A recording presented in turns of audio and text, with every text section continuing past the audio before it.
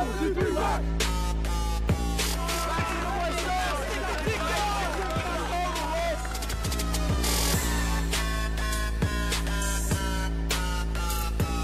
is 14 Select Fest. The West, you're going down. Here we go now.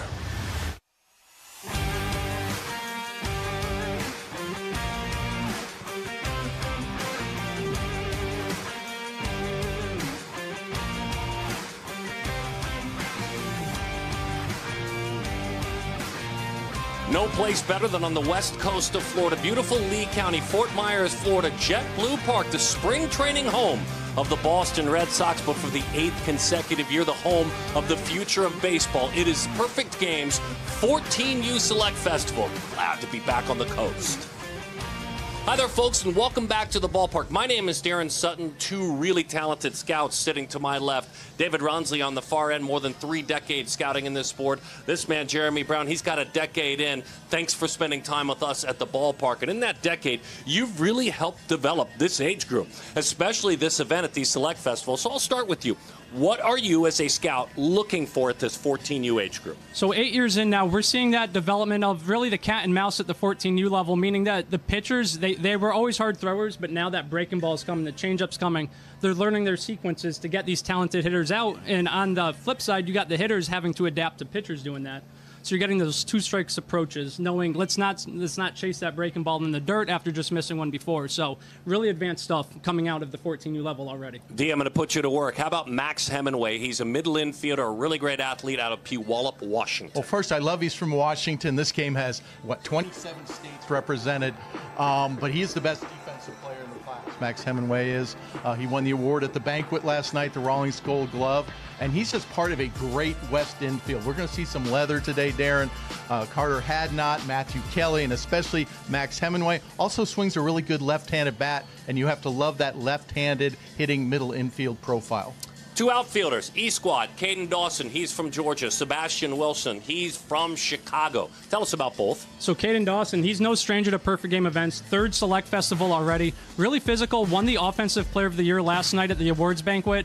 Handful of home runs this year, like 20 plus the 2 years prior. So a lot of juice in the swing. Obviously offensive, 525 I believe this summer. So it's really good stuff out of that East Cobb Astros program. How about Sebastian?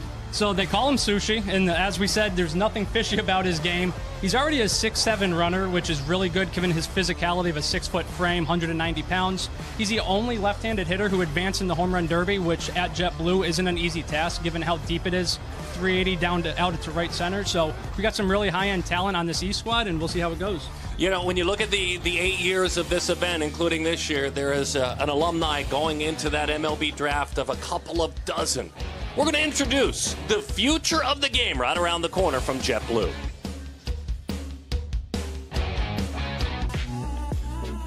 The 2023 Perfect Game 14U Select Festival is brought to you by Dick's Sporting Goods. Every season starts at Dick's. And by Rawlings, the official baseball glove of Major League Baseball. Rawlings, the #1 glove. There is a standoff, as we have seen at the highest of levels, where the anthem and the first pitch come down, and then who leaves the line first. And certainly there is got to be a game played, I know that. And the boss down there, our most famous Red Hat, Jim Jenks, is going to make sure the standoff will end. Danny Wexelman's down on the field. Certainly, we want her perspective. The 4th member of our broadcast team. Boy, these athletes, you've gotten to know them all week long. Danny, what do you have for us? D, thanks. Yeah, I think the standoff just ended, by the way, as these boys get set. I've got Caden Dawson with me. Caden, you did take us to hitting school earlier this year, but you just told me you've never faced Will Hayes. He's pitcher of the year for your age group. What's the approach? I'm just going to try to stay with my approach, go backside. Hopefully I can catch a slider out in front, and who knows, maybe we can stick one over the right field wall with the slider. Chase Fuller just told you about that slider. Is that where you got that from? Yeah, I heard he has a good slider, but I'm a lefty, so it runs right into my barrel. So hopefully we can just drive one. All right, well, good luck. Thank you so much. D? Yeah, great stuff, Danny. Looking forward to getting to know these athletes from down onto the field. Let's take a peek at the starting lineup. Now, a reminder, everyone hits all the way down, but we'll introduce you to the athletes. Not everyone will immediately play defensively on the mound, getting ready to go to work. That is Will Hayes. Starting lineup presented by Yeti and Tom Flash Gordon. 2 decades in the major leagues, is the manager of this team. It's Washington Dawson. You can see Chase Fuller, the #1 player in the class, and recently, and I mean just recently, winning the home run title here before the game. On down through, you see Griffin McCain. Cole Crawford is ranked 8th. Finian O'Loughlin wins the name game, ranked 56th in the country. William Cutshall rounds it out from top to bottom. And on the mound, there's our perspective, and it's a good one. Will Hayes takes the rock right out of the gates to start things for the West Squad. H, scout him up for us. So just look at those numbers of .91 ERA, and that's at the highest of level with the competition he's facing, Team Elite. He is going at the top offenses around the country. Won 2 MV pitchers. And, I mean, one pitcher of the year for a good reason. He's not going to be the hardest thrower here. He's going to be 83, 87, more in that 86, 87 range. He maintains his velocity very well. And the slider, like we just heard from Caden Dawson, is a put-away type pitch for Will Hayes. So, David, it's interesting when we go through this situation and you watch an athlete evolve starting in freshman year, and then we see them heading into their senior year. David, from the scout's perspective, what are you looking at for pitchers when they're in their freshman year of high school? Well, the first thing I've looked at, and I've looked at most of these pitchers, is the percentage of strikes. You know, there's a lot of pitchers in this game who've got the stuff. The number of 90-mile-an-hour throwers at this age group is incredible. I like looking at the percentage of strikes thrown, and we've got some guys in this game who are up 65, 67, 68% strikes. Really, anything over 60% at this level is going to stand out to me. Let's take a look at how they will stack up. And this game does move a lot defensively.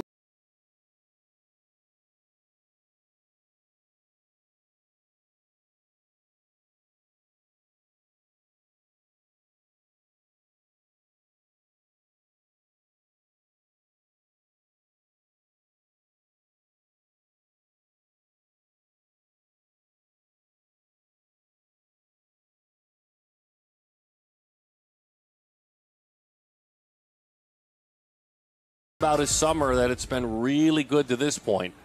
We'll see Dawson hit in just a minute, but just ahead of him is the gifted Malachi Washington. Washington leads things up. Let's do the 8th edition of the Select Fest Bowl. We're glad that you're spending time with us. And the first pitch just off the plate outside to Washington. Look at that defensive overlay. Out of the starting 9, 6 of them are already committed. You got LSU in center field. Right field, you got A&M. Oregon State behind the plate, Tennessee at short, with Miami at third base. So obviously we have some new recruiting rule changes. These guys won't be committing until now August of their junior year, but a lot of these guys have already gotten their work in, gotten evaluated, received their offers, and accepted their offers, making their commitments. Malachi's from Stone Mountain, Georgia, can play just about anywhere on the field. A really well-rounded athlete. Parkview High School, where he's a rising 10th grader. Plays for Jerry Baldwin, plays for those famed East Cobb Astros, a very famed team certainly through the years. Mom is Malika and dad is Jamie, and there are 2 siblings at home, Malachi. It's hard not to do a all-star festival, all-American game without somebody from Parkview High School at it. Certainly these Cobb Astros, that almost speaks for itself, but Parkview has had such a great program, and it's just now reloading every year with athletes such as Malachi Washington. Good pitch, got a chase down on the outer half of the plate. Washington over the top of it. Malachi, when he sets that phone to wake him up, as Dawson looks on, it's the same song every morning. He said, I play the same song. He didn't share it. And he said, the other thing I'd like for you to know is I'm an excellent swimmer, so loves to compete in the pool as well. That time a competitive pitch, and the battle is won by Will Hayes. So that's kind of what Will Hayes does, right? He fell behind 2-0, and then he settled in. You got to expect a little bit of nerves here starting the game, pitcher of the year. And he started 83. That one for the punch-out was 84. And that velocity is going to continue to climb. It's something we saw throughout the summer where he starts in a certain range, and by the end, he's a tick or 2 higher, and he just maintains no matter how many innings he throws. So a kind of testament to his ability to keep it low effort, not go all out from pitch 1. So meet Caden Dawson. He's from Marietta, Georgia. He's a talented center fielder who plays at Blessed Trinity Catholic High School. And also does a lot of great work, like the man hitting before him for the East Cobb Astros, the son of Cat and Joe. Cato, as he is known from his mates and friends with his nickname. Mom, a college soccer player. Dad, baseball at the University of Georgia. Tied him up in on the hands, going for a barehanded effort, and the throw is wild. Bear Calvo came charging in, a little bit aggressive on the missed throw, and an out as he tries to grab an extra bag. Calvo tried to play that one barehanded, but 2 outs in the inning. The West squad, they've really got a break right there with the hard bounce back off the net. Grinlinger just barehanded it, delivered a 1 strike to Hemingway, but nice attempt here from Calvo, who starts in shallow right field at second base. Realizes going to the glove isn't going to cut it. Goes for the bare hand, and Cannon gets his hit and advances the inning with an out. Here's the #1 player in the nation. His name is Chase Fuller. And his dad, Corey, played at Florida State, played in the NFL for a decade. His mom, Charisse, played college volleyball at Cal State Fullerton.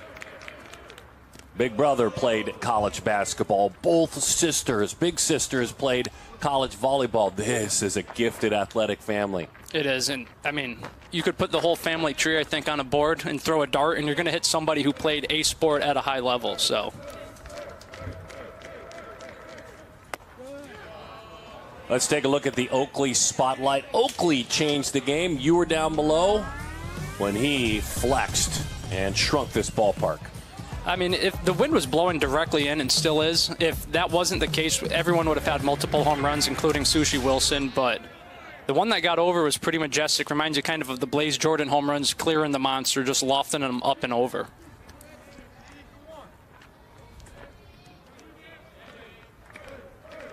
Florida State commit, McClay High School. He's a rising freshman, a 9th grader. His travel team, USA Prime National. He talked about switching teams before the summer and really has enjoyed the opportunity. He said, we played in the best tournaments we could play in, and suddenly I was surrounded by players that were as good or better than me, and he said it made my game better. Pops it up to the right side. Backtracking, that's not an easy play. Better angle was for the second baseman, but the pride of Huntington Beach High School, Jared Grinlinger, hauls that one in. Just getting underway. All right, let's get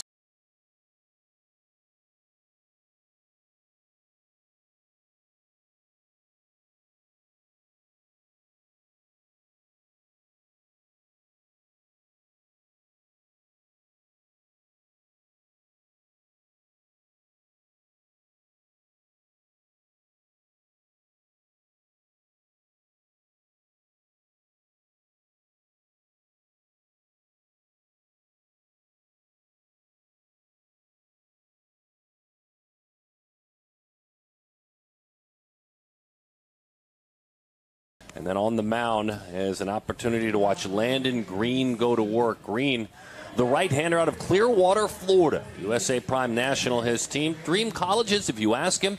How about Miami? How about LSU? Landon Green. So, David, you got to see him at the National, and anytime Landon touches a mound, you know it because the backstop quickly gathers with anybody in the ballpark with that first fastball. He's going to sit in the low 80s, or excuse me, in the low 90s. I don't think he sat low 80s since he was probably 12. Every fastball that comes out, David, I'll let you just kind of break down what you saw. Well, it's obviously an incredible arm, and you see him throw from all over the field. He threw 97 from the outfield. I was watching him in the scrimmage today, and he unleashed one of those throws. It's just one of those unique arms. It works easy. There's not a lot of effort behind it. Still getting feel for the slider. You know, it's pretty inconsistent, but even though Chase Fuller is the top-ranked player in this class, wouldn't you say that Green is the most famous player in the class? He is definitely up there. I mean, he hit 94 5 times in that game, and at 14U, that's just absurd. Let's take a look defensively with Wilson Washington. We talked about Caden Dawson. The athletic Fuller could play just about anywhere. Will Brick, an excellent player, we'll introduce you to him in just a bit, is the battery mate of Landon Green. Green's had a very busy summer as he faces in that leadoff spot Max Hemingway. David talked about him coming on the air out of Puyallup, Washington in the first pitch. Heavy fastball dives down and away we go to Hemingway. Wow Factor National, his travel team. He is a Tennessee commit.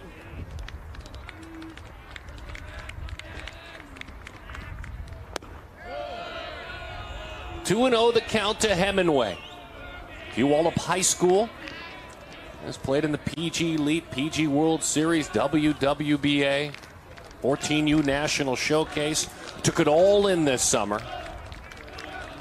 Son of Michaela and Greg, as he takes a fastball that misses just off the plate inside.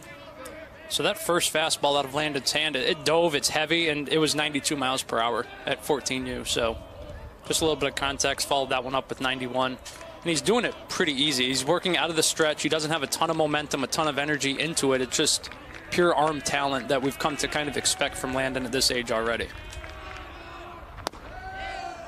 Got the outside corner, and without even looking at the monitor, we sit obviously behind home plate where I'm sitting. You can see the movement on that fastball without using the monitor that the folks at home are looking at. It really looks heavy. You can clearly see Brick going down to get it. Right back out there. The bat's fired away. He'll take another shot at it. But what a lively arm this is. And Will Brick behind the plate here doing a good job presenting this ball to the umpire right there at the bottom of the strike zone. He's picked up 2 straight of those calls, got it right at the bottom of the glove. Nice job by Brick, and especially considering that was a 93-mile-an-hour fastball. 3-2 the count. Fastball hit hard out to third, right in the midsection. Recovering, throwing on across the diamond. That's John Stowers at third base, and that is a fine, fine play. That ball was on him quickly. That ball jumped off the barrel. I mean, Stowers does a lot of catching, so he's not afraid to put his body on the line. He got it, recovered, kind of like a dirt ball where he blocked it with his chest, found it, got back to his feet, delivered a strike across. Well, they call it the hot corner for some reason, and to get and make an accurate throw there. He didn't get all his body behind the throw, but it was accurate. He's happy about it. And you should smile. You make a play like that. Hemingway's not a slow runner either, and a lefty where he kind of slapped it the other way, so this kind of speaks to his wherewithal to get it back, gather, and deliver a strike as quickly as he did. That one hits the outside corner to Joshua Priest out of San Diego, California, La Jolla Country Day. ZT prospects his travel team. His parents are Tracy and Nick as the count puts him in a hole. No balls and 2 strikes to count. I'm loving the strikes from Landon Green so far. He's obviously he's got his heartbeat down. I think at nationally he was kind of excited, you know, and stuff, and he just seems so much calmer this outing than the last time I saw him, and just filling up the zone with quality strikes down in the zone. I mean, he's sitting 91, 93 with bowling balls, and a couple things, like you mentioned Will Brick being able to stick these pitches. They're not travel ball teammates. This is his first time catching them. But his travel team has guys that throw in the mid-upper 80s, and I think it speaks to the evolution of just 14U baseball and the quality and caliber that's out there. And also with Landon Green, seeing him throughout, like from when he was just turning 13 over the years is... That was just an overmatch right there. Yeah, putting on a show with that fastball, gets a swing and a miss. We see it again. And it's all been fastballs, no sliders yet, just pure heat, and Priest late on that, pretty knew it was coming, was still way late. There's just nothing you can do at that level. Like, that's going to get swings and misses if we were at Chase 2 weeks ago as well. But with Landon, you notice like the little subtle changes that he does throughout, and now he's working out of the stretch only. Whereas before in the summer, he was going from the windup, and as you know, that's just more moving parts. You go from the stretch, keep things simple, easy operation. Now we got a battle of USA Prime teammates here with Javorsky Lane and Landon Green. Lane, the winner of the PG Tech Power Award last night. He's from Fort Worth, Texas. Let's bring in Danny Wexelman to add on to these stories. Danny? Yeah, guys, when I talked to Landon before the game, a couple hours before the game, not quite before the start, he said for Lane, he was excited to face him. He said he was going to go slider, fastball. He was hoping to hit 95. So check out that sequence if it comes up. Yeah, you're right, Danny. He previewed it. He missed with the first slider. It was up and in, the first non-fastball that we've seen. It's fun to face a teammate, though. There's definitely bragging rights on the line. Jeremy, turn back your memory bit back to the first festival 8 years ago. What were the pitchers throwing like velocity-wise? Because this is not going to be our last 90-mile-an-hour fastball we're going to see. I think year one, the hardest thrower was Nate Wogelmuth, and he was probably bumping the 90s, like into low 90, maybe scraping a 90. 83, 86 was probably the average, the norm there. And now you come out, Will Hayes sat 85, 86, and was the pitcher of the year, had like a dozen pitches and got out of his inning. Landon Green is sitting 90, 93. And he zips that one in. You could see the arm side run. Lane as the two teammates battle, draws himself a walk. He'll head to first. Green's had a very busy summer. He was invited by Major League Baseball to play in the Hank Aaron camp and loved being coached by MLB players. Played at the PG Beast of the East. He loved that opportunity, the PG World Series. Competed for the national team as well, had an opportunity there. He said, I learned what it's meant to play with great baseball players, a different experience. And his words, as he faces a talented Lash Henderson, Green's words were, I understood too that I have to put some trust in my faith because I was outmatched on occasion. Find that hard to believe as that one trickles foul. But really, as he wraps up, the man on the mound, guys, as he wraps up his summertime, he's really reflective on how much he's learned this year. Yeah, and you can tell it he went from being just a hard thrower to now he's more competitive on the mound. That 93 plays a lot better when it's in the zone, let alone the bowling ball life. But when he was spraying it or didn't have that release point early in the summer, early in his career, because he did throw so hard at such a young age, to see him make those refinements and now he's in the zone, he's another notch above what he already was. Yeah, learning from a guy like Flash Gordon who coaches this team. It's been such a treasure all summer long to have Flash here and to talk pitching with guys of all ages. He was head coach of the All-American Classic team as well. Lash Henderson's out of Frisco, Texas as he bats. Son of Tracy and Michael. Way inside and ouch. He claps toward his dugout. We got base runners. If there's anybody here that's physically capable of taking a 90-mile-an-hour fastball, where to get him? Right there in the hip. It might be Lash Henderson. 6'4", 190, and it's pure muscle. And no, he's not going to rub it. He's going to fire up his teammates. Matthew Kelly gets the call with a couple of base runners out there. Kelly, the Launch Hydrate Impact Award winner last night. He's out of San Diego, California. Goes to Carlsbad High School. Son of Lauren and Christine, his parents. He's got two sisters. Angelica's older and Milana is younger sis. Matthew Kelly. I'm a huge Matthew Kelly fan. I just loved him at National. I've loved watching him play this week, and I've got a comp on him. Somebody you remember well, Darren. I'm sure you do too, Jeremy. And that is Jordan Lawler of the Arizona Diamondbacks, former PG All-American. Yeah, he's the #1 player in their organization right now. Yeah, but just Kelly slows down the game even at this young age. He's got the ability to drive the right center field gap. He can make all the plays defensively, and he plays under control, and that's something I always liked with Lawler, and Kelly's got it as well. Yeah, all those adjectives fit Lawler at 14U. We saw him here back, 6 years ago now when he was at this 14U game. Kelly's a lot more physical already than he is, too. So he has that already above Lawler. We'll see how the career path goes. Darren, you talked about Landon Green playing in a ton of events. Matthew Kelly, I don't think, took a weekend off and probably was at more events than Perfect Game staff this summer, despite being from California. He called the National Showcase his favorite event. As busy as he was, a lot of these athletes at 13 or 14U, they're taking part in a showcase for the first time at this age group. Pitch number 21 about to come home. The busyness for Kelly, he said, and I quote, I learned to never doubt myself in any situation, and I was in many. Breaking ball missed just up and in. You've seen Jaworski already try to take 2 bags on the hit by pitch from Lash and the last foul ball, but he's active. We've seen it. We saw it back at the 12U Select Festival. I think he said the other day he stole 5 bags in that game, and he's itching for another one here. Green on the mound trying to get his team back in the dugout. Just missed the outside corner. Will Brick showed it for a moment. Brick will catch the first 3 innings of this game.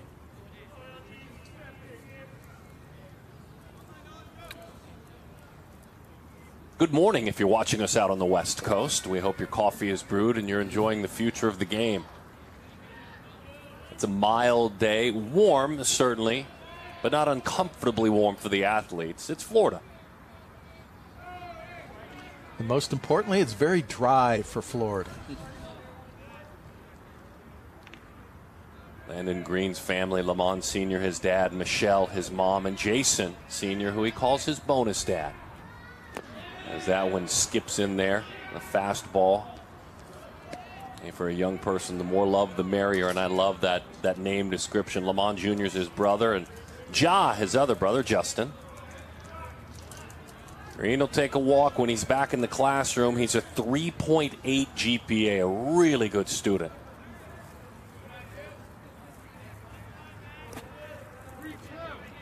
Slowed it down, looking to throw his best fastball and end this inning.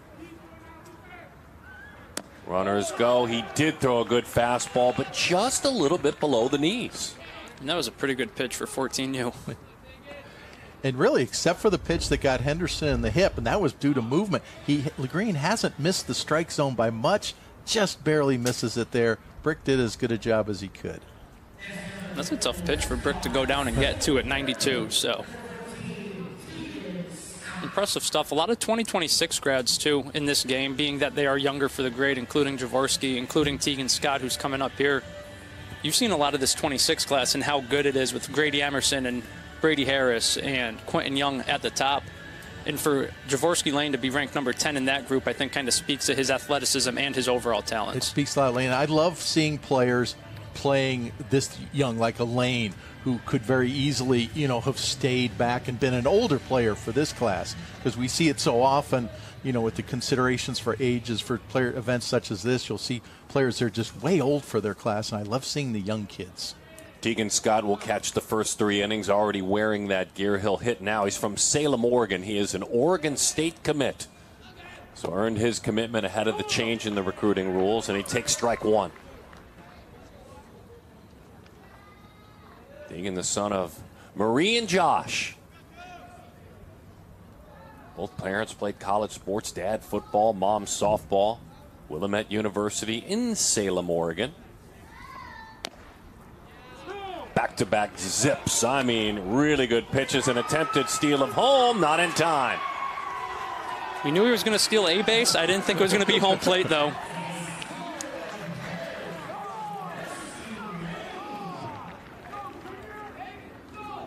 Lane dives in there, so look at him hurry.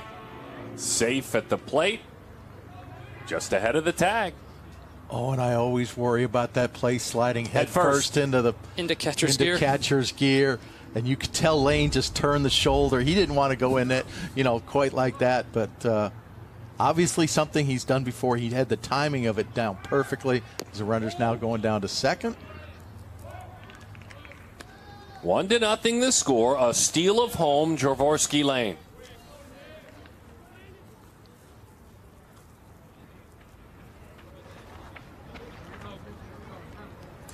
It's been a grind. It's been a little bit of work out there for this talented pitcher. Landon Green, boy, he has really flexed.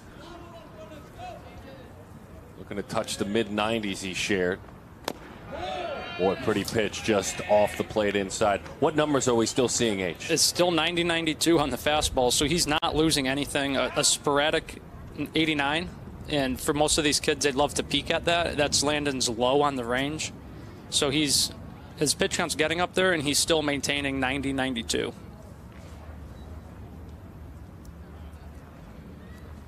I asked him, the man on the mound, what he'll be doing in 10 years. He said, I hope I'm in the major leagues. I'll be 6'3", pure lean muscle, getting paid to play the sport I love, and driving maybe a car like a Ferrari, as that one is low. And then he goes with a little bit of humor, if not a Kia Soul. So there is a little bit of humor there in the approach of the man who's focused on the mound, kind of grinding through it.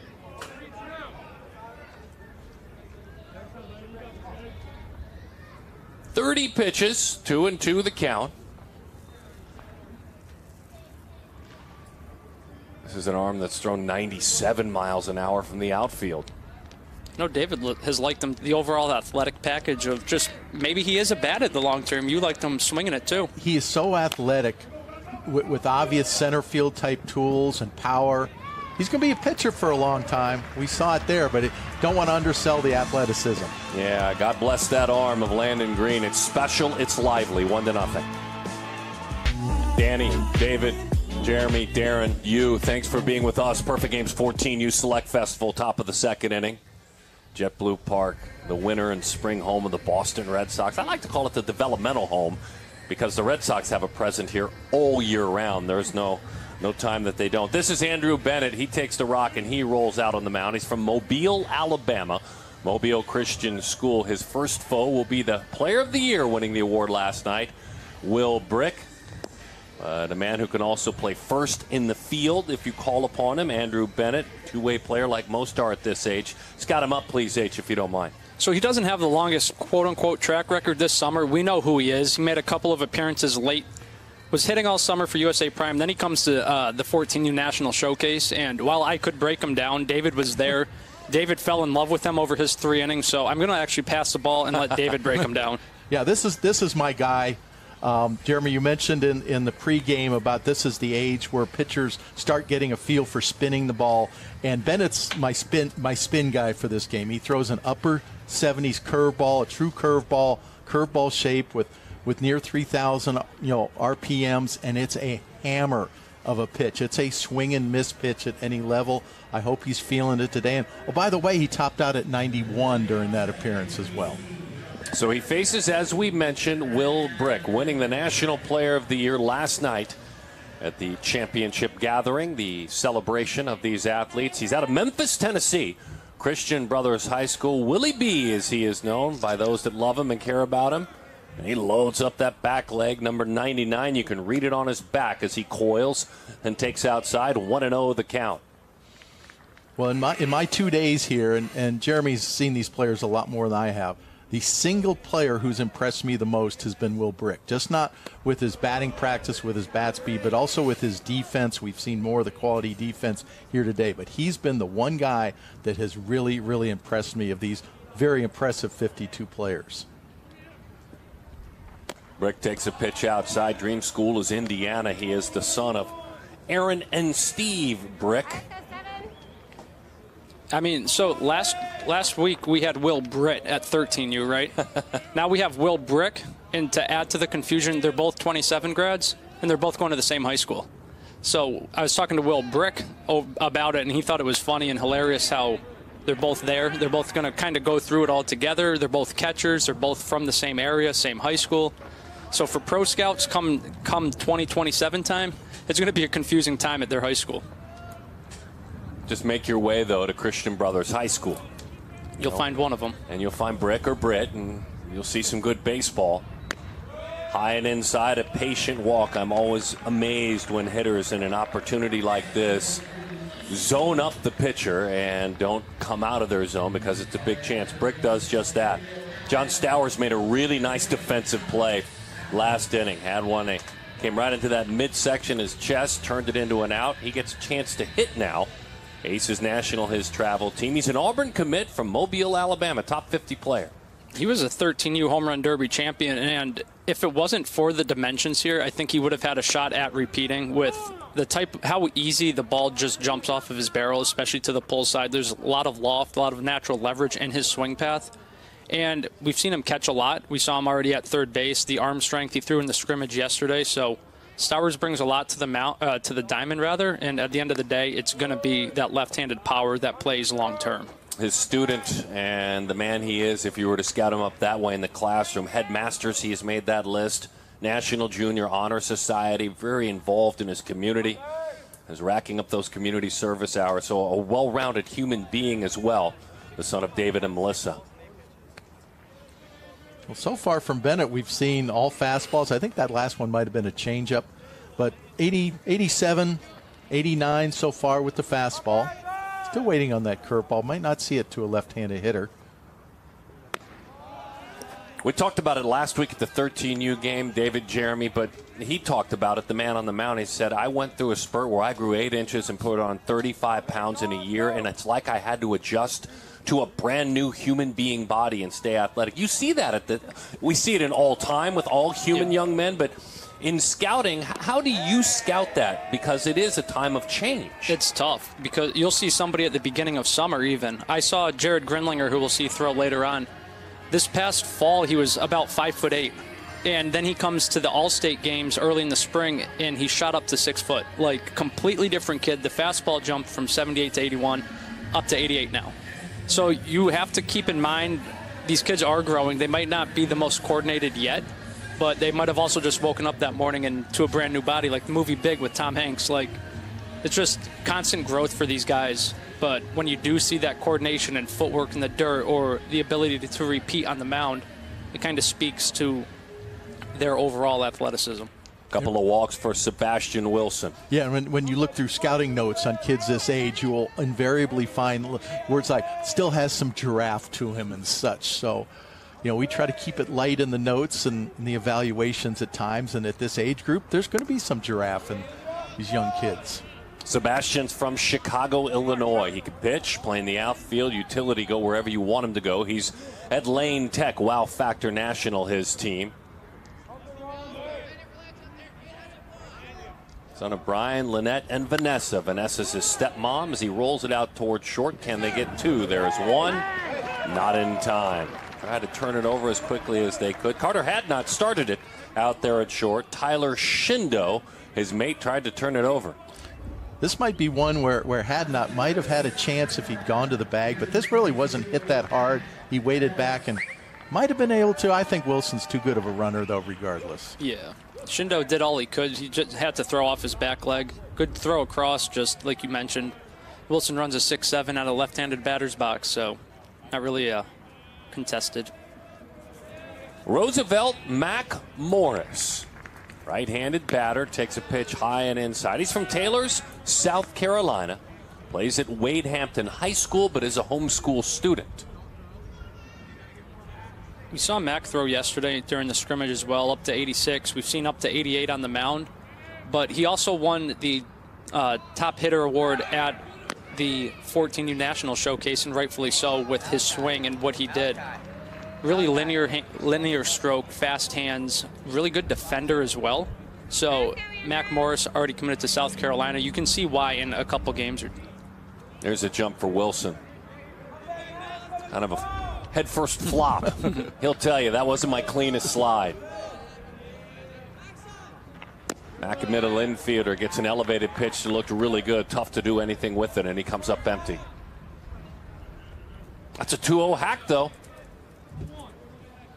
Maybe we'll see our first breaking ball from Bennett here. I'm hoping for it. That one sails up and away. The ball jumps out of his hand. Like, easy extension, easy arm speed, and he's pumping mid-upper 80s with relative ease. So yeah, there's just so much more velocity there. Yeah, already a big young man, but everything works so well.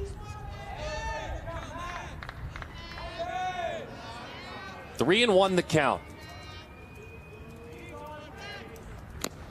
3-2 the count. Danny with a little bit more on Bennett. Yeah, you guys are talking about the height. You're talking about how hard he's throwing. And it's another guy who back in 7th grade, just 5'8", right? Then in 8th grade, he's 5'11". Now he's 6'3", right? So he grew those 8 inches. And he said, it's my dad. He, not only has he helped me grow without just naturally growing the height, he said, my dad makes these protein shakes for me. Peanut butter, banana, ice cream, guys, and milk. I said, ice cream? He said, yeah, it makes it taste better. And I said, well, what's the benefit of all the growth that you've had? He said, well, it's been hard. My right arm has hurt, but I'm obviously throwing harder. So a lot of benefits to the height, but when you make that jump, it's often trying to play catch up and grow through those pains, guys. Yeah, such a good perspective, Danny. He talks about balance, stretching, addressing weaknesses. The nutrition part, which you touched on really well, eloquently, as he misses outside. And that is ball 4. And to be fair, I know a lot of people heard what she said, and when he said, hey, my arm hurts, those are growing pains. That's not my arm hurts, I'm pitching too much. Just as someone who's 6'5", as I am, and went through the same thing when I was young, you hurt when you grow so much. No doubt. Your body's just constantly playing catch up, and when you have this type of arm speed, like throwing a baseball is not a natural motion, let alone throwing one at 91 miles per hour when you're 14. Ryan Klesko comes out. There's a conversation out there. The one-time Braves slugger, home run man, certainly a world champion in '95. He's great in this space. Well, he has been involved in the select festivals, the All-American Classic. There's a presence there. He has their ear. kind of intimidating when you walk up on him, but he's a big teddy bear. Yeah, when around the batting cage, he's constantly talking, constantly giving the players feedback. And when Ryan Klesko, 200-plus big league home runs, talks, especially with that physical presence, these 14-year-olds are listening. Broder Kadke gets the call now. Bloomfield Hills, Michigan. Detroit Country Day is his school. One of my favorite travel team names. He plays for them, those Motor City Hit Dogs, as he comes up empty. That Motor City team sent 5 guys here this year, which, again, that's a testament to the growth of youth baseball with a Michigan-based team. Finian O'Loughlin's from New Jersey, plays for them. Graham Keene plays for them out of Pennsylvania. So you got that whole kind of Midwest, Great Lakes region well represented this year. Yeah, Kadke's been playing for the Hit Dogs since he was 9 years old. Tony Leonard, his head coach, one of the leaders there. There's that back that you could show a drive-in movie on of Ryan Klesko. Ouch. Lost control of that one. Inside, he flips it back to the mound. A run will score. 1-1 is our number. Yeah, Tony Leonard actually came down and surprised his guys yesterday at practice. Showed up, had 5 guys, so he came out and showed them some love as Kadke wears that one, but ties up the game. Graham Keene with the bases loaded. Another one of those Hit Dogs men, as you talked about, but he joins them on a kind of a national team feel as he's from Pittsburgh, Pennsylvania. On the mound he works. He can work in the outfield. He's a corner infielder as well. An angry fastball misses up and in. So the first breaking ball there from Bennett slipped out of his hand, comes right back with another upper 80s fastball.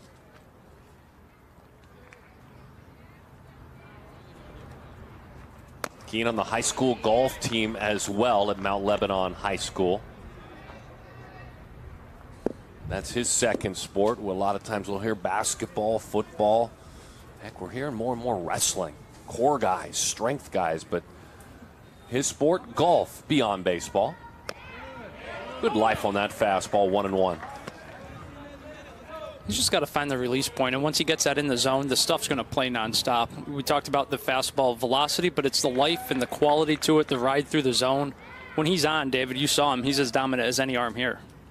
Yeah, these 3 innings at Nashville, there was not really any sort of command issue at all. And really looking at his mechanics, there's nothing you can point to right now that says, yeah, he's going to have trouble throwing strikes. It's right now a matter of just settling down and having confidence in the pitches, and maybe a reflection of how few innings he has to really thrown this summer. Andrew Bennett will work from the windup. Let's see if he finds that release point. Boy, that jumped at the plate. A little extra giddy up. Here's the mechanics, guys. And it's simple. There's no glaring, if he does this, he'll do that. So See if he rides that fastball up and in or throws a breaking ball off of it. David's looking for it. The 3-2. I just pulled the fastball. He walked in a run. And one of the things when you're having trouble commanding your fastball, as Bennett obviously is, it's a positive to throw a couple of breaking balls. If nothing else than to slow you down maybe a little bit, get a little different feel on the baseball. So for no other reason, I do want to see it more often from a scouting perspective, but also from a command perspective. I think it would benefit him. Sometimes you think, I'm working behind in counts, I'm just going to throw more fastballs. Well, that's the pitcher having trouble throwing for strikes. Might as well try a changeup or a breaking ball. There's that life on the fastball to the arm side. It comes up empty, does Banks Addison from Germantown, Tennessee. Freshman at Evangelical Christian School in town. Plays for Devin Gerhardt's Team Elite National Team. And the count evens up at 1-1. The son of Matthew and Kate. Matthew Addison played baseball at Mississippi College, 2-time captain. His uncle played at Ole Miss and was a quarterback. He was one of the more consistent, let's walk up on Team Elite, see what's happening. Oh, Banks is hitting. Oh, Banks found another barrel. He almost hit 500 on the year. And it's a short, simple swing. He's a good athlete and somebody that we're going to know about for a long time here. Just when you can find the barrel consistently with the wood bat, that doesn't often go away. Yeah, sort of the equivalent of throwing strikes as a pitcher. I mentioned before the strike percentage, barrel percentage would be the equivalent for a hitter. Good fastball hits the outside corner, 2-2 the count. That one dots the outside corner. That's strike 3. Manny Gonzalez called that one. Good job there from Tegan Scott.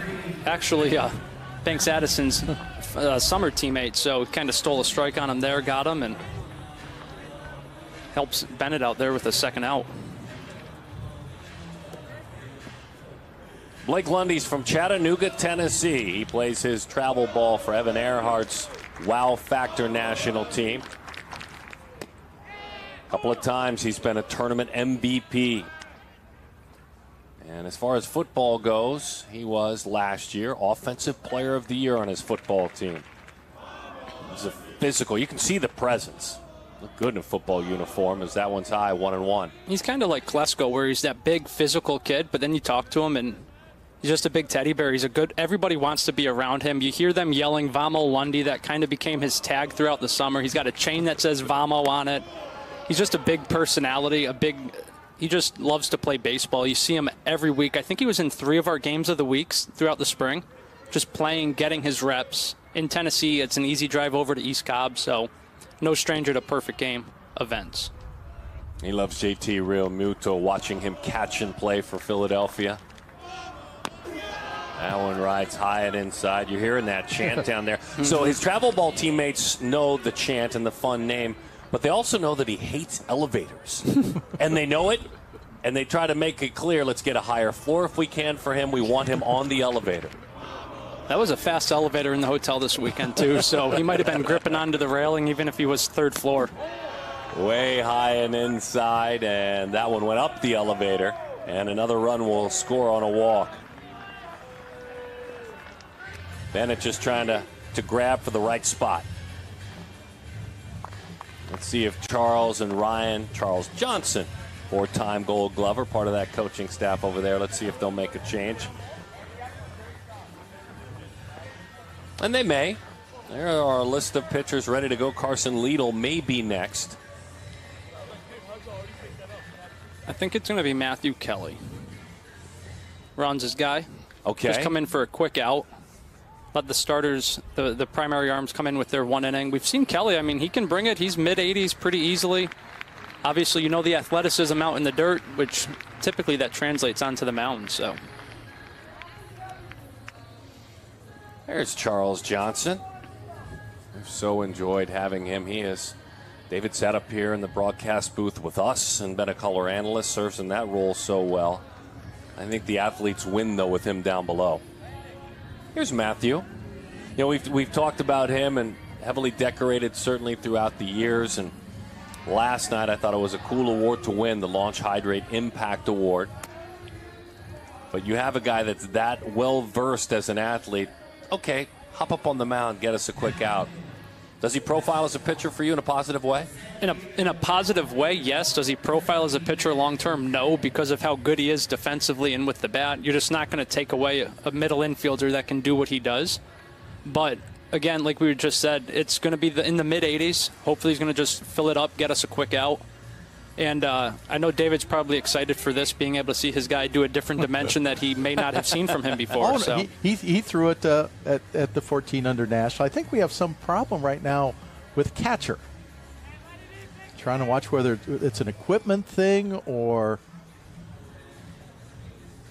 you're sort of just waiting around to see what's going to go on. There may be a glove. I think we had some sort of equipment problem with Tegan Scott, and it's left Matthew Kelly high and dry on the mound. Tegan's got it fixed. Danny Wexelman with the thought on Ryan Yormack, who we're going to see hit next. Yeah, I want to ask you guys this. I come up to him, I'm like, what's the best part about being a twin, right? He and his brother both on this team. And he said, it's probably that I get to have a catch with him, right? These guys are from New York. So it goes back to this age-old debate. Is it have a catch or play catch? I say I'm going to go play catch. I don't say have a catch, guys. David, you start. I play catch with my brother all the time. I have never even thought about having a catch. You Jeremy? can make a catch, play a catch. Yeah, you play catch. I don't think there's. I mean, I play fetch at home with the dogs and with Finn, but Do you have a fetch, though? no. Okay. I can't have a fetch. You have to play fetch and you play catch, I think. I think that's game, set, match, Danny. I think that was an easy one. Well, Give us a tougher one next time. It's very East Coast. Everyone on the East Coast, everyone in New York, I'm telling you guys, they say have a catch. Well, hold on. Jeremy now. Brown's right here. He's a Northeasterner. No, and you're a New Yorker, too, and you say it. I mean, New York's more an adult mid-Atlantic. New Yorker. I know you're a Midwesterner, but Listen now, 10 years, I'm a New Yorker, okay? I can say have a catch if I want, but I won't. The Yormaks do, though. It's pretty cool. Derek and Ryan, they have a catch with one another. And speaking of having a catch, Matthew Kelly has his catch, and he will deal with one of the Yormaks, certainly. It'll be Ryan first. So you got Ryan as the primary corner infield bat. He went off at the 14U National Showcase, came, I think it was a triple shy of the cycle in one game, which, David, as you know, even just getting 3 at-bats in a showcase game sometimes, but to be able to go opposite field home run, go double down the line and pick up a single as a 3-for-3 day, that's pretty good. Opposite field home run is what stood out to me on that. When I saw that in the notes, I'm like, opposite field home run? Wow. At West Palm, so that's a big league spring training facility, too. Comes in, pumps a strike, and immediately an engaged Ryan Yormak out of Merrick, New York, John F. Kennedy High School, travel team, East Coast Ghost Mocha. And he dreams of Duke. He'd love to play at Duke someday. To the right side, funky spin, not an easy play, but a jog to the bag over there, and it's turned into an out by Logan Schmidt. Perfect. Have a catch. Throw strikes. It all goes well. All right, welcome back to Jet Blue. The West team leads the East 3-1, but did I have that right? No, the East team. My bad. This guy scored the 1 run. You stole home. Did you plan that? Yes, ma'am. I said it on the camera before, like right before I did it. I told you if you hit a home run, we would get an interview. You didn't tell me you had this plan. How do you steal home? What goes into that? Really, how the catcher throws the ball back to the pitcher. If you get that timing down, you'll be fine. And what's the reaction from you when you know that you did it right and you scored the run? It's good because we got the team going. So once the team going, we score runs. So I just want to win. Yeah, you guys are down. You were winning. You're down now. So what's the game plan? There's 9 innings, so I'm not worried about it. Javorsky Lane, thank you. Yes, ma'am. Not a problem. D? Steal of home. Thank you, Danny Wexelman. And Aisio Ortiz hops up on the mound. He is a New Yorker as well, so he'll have a catch with his catcher working behind home plate in Will Brick. From Brooklyn, East Coast Ghost. He also plays on that travel team as well. Is at Richmond High School. Who is he as a pitcher? Well, when I was watching video on him, Jeremy can add to this if you've seen him in person. When I was watching video on him, that slider really stood out. He repeated the slot on it well, up to 89 with the fastball, so there's definitely velocity there. But it was the slider that looked like his swing and miss pitch. Definitely. Kyler Peterson's down below watching here. He saw him at the National, and he goes, that slider, it's different. It's unfair were some of the words he used, like no 14-year-old should be throwing that. Then you couple that with upper 80s fastball from the left side, like the superlatives just keep coming as you start breaking him down. Jordan Griffin is at Barb High School. Coach Glenn Caccini, his main man, as the coach there as he zips that fastball right by the Louisianan. Griffin, USA Prime National, his travel team. Of course, he's dreaming of Jay Johnson and LSU. He lives down the road. He did a live commitment with me on Instagram, and it was Christmas time. And his Christmas tree is already decorated just with the purple and the gold, but those are colors of the area, too, with like Mardi Gras in New Orleans. It's a standard color segue, and you see on all the comments, he's going to LSU, turn it off, he's going to LSU. I mean, Barb and LSU have quite the connection, but... Great effort. Unable to go get it, Ortiz, and make the play. You know there's speed from Griffin, so once it slipped by that pitcher's mound, there was no play to be had. Here's Bear Calvo. We go from Louisiana to Southern California. We see, David, this play once more. Yeah, just jammed. That's so hard for a pitcher to time it up. You're just done with your delivery and got in on Griffin's fists, and once it gets by him, no play for anybody. We got to watch the speed. 5'6", Jordan Griffin. he's going to get a lot of those in the future. And as fast as his legs are, his hands are just as fast at the plate, too. So while you might not assume much just based off the physical stature, he plays well above that. And we heard about his training last night during the banquet of the workout routine and what his dad's got him doing. So it's paying off. Carson Bear Calvo. He's from Fullerton, California, La Mirada High School, where he's a 2027 East Cobb Astros, the national travel team out of Georgia, his travel team. Hits it hard, and that one skips right on by into shallow center field. Look at the speed going first to third, standing up with Griffin. Calvo is on. That one just got a little bit too hot for Ricky Lopez out at short. That ball was scalded. I was about to say when Calvo hit that, I think he's shown here to be the most mature hitter in the class. He's always in the zone. He's always on time. Squared that up and just sort of ate Lopez up. He might have been thinking double play before he had the ball. And no hesitation by Jordan Griffin going to third base. No, Griffin put his head up, saw where the ball was, saw where the defender was, and that was easy for him to take another one. And we heard from Jaworski, it's a 9-inning game, and Wes has something cooking here. Logan Schmidt, big low with a couple of runners out in front of him, left-handed bat. Takes a fastball for strike one. Logan's from Villa Park, California.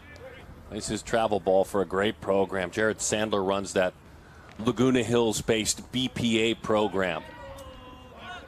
They find themselves in such an interesting partnership. You have Southern California guys on that team and a lot of guys from Mississippi who play for BPA as well. I love that relationship. Yeah, they kind of team up with Russ Pratt and the Yalobusha Giants and have, like, Kemp Alderman played for BPA. He's a former festivaler. You have Cooper Pratt, who just was drafted, signed, PG All-American.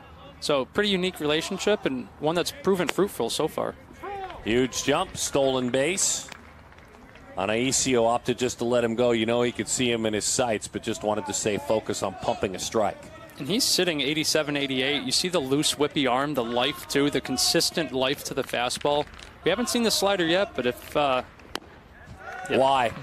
With that kind of pitch, wow. I am excited to see that slider, but he just put a sequence on him there, guys. Yeah.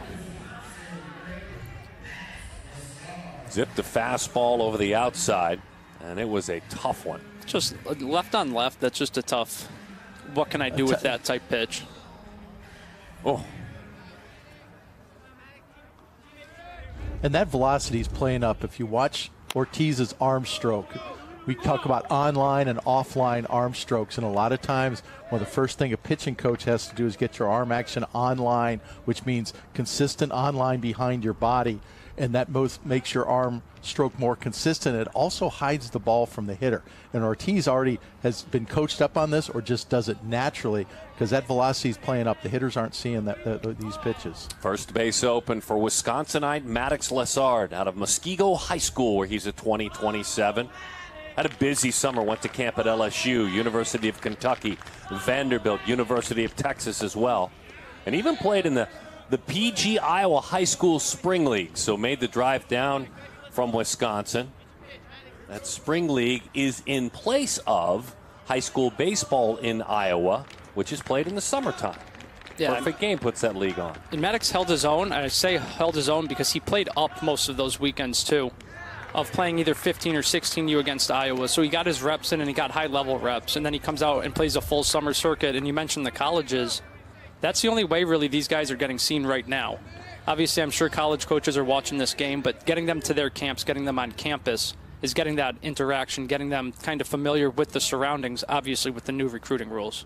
And if those new recruiting rules in your conversations with the players, Jeremy, do they express frustration that they can no longer, at this age, go through that process, talk to the coaches? Is this? Are they happy about this? Are they upset? I think it's like a double-edged sword because you get to build that relationship, get to know who you're going to commit to and talk to come August 1st or whenever you were to commit, but now you also don't have to worry.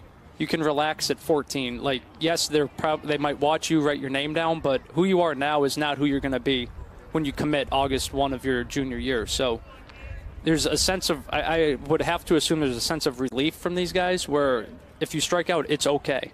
If you make an error in the field, it's okay. It's not the end of the world knowing that somebody's watching and making a decision off that one play. There's the hammer. Back foot. Yikes. That's strike three. Maddox goes down. And this is what David talked about, and now we see it. It's the first one, all fastballs, and then, I mean, that's like a video game type pitch. Yeah, that's upper 70s, you know, hard spin and late bite. That's the classic late biting breaking ball. Noah Everly from Pasadena, California. As that one was way inside. Nice job going to get it by Will Brick back behind the plate. Everly, the son of George and Colleen. And the big brother to Journey, his little sis, is 10 years old. Dad played ball at Penn State. Baseball, that is, as he comes up empty.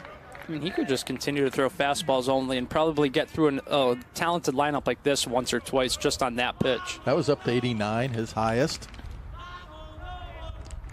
They call him Pepe, and your note from the showcase after watching his first base, you said if he wasn't right-handed or left-handed, he'd be one of the best shortstops here. Just again speaking to his athleticism and footwork.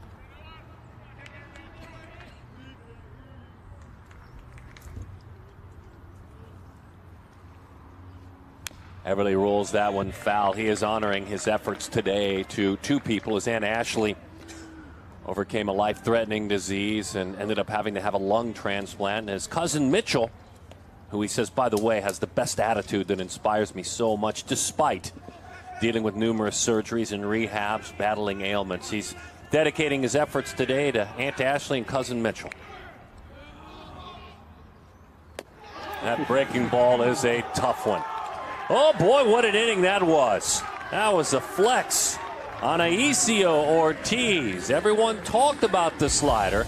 The fastball lived up to the billing, but oh, doctor. Oh, man. Put that bat away.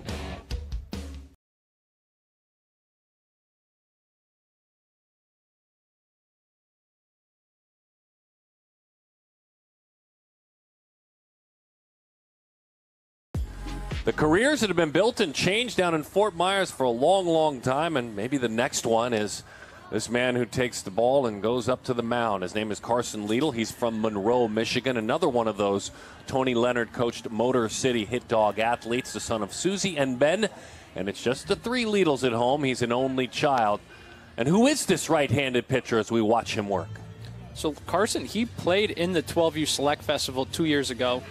Didn't get to throw much last year. Didn't do a whole lot on the circuit. Swung it more so. Then he came out this summer, and the numbers speak for themselves there. He's another 2026 who's young enough to play down. Up to 90, 4 very real pitches for strikes. The slider's the best of his secondaries.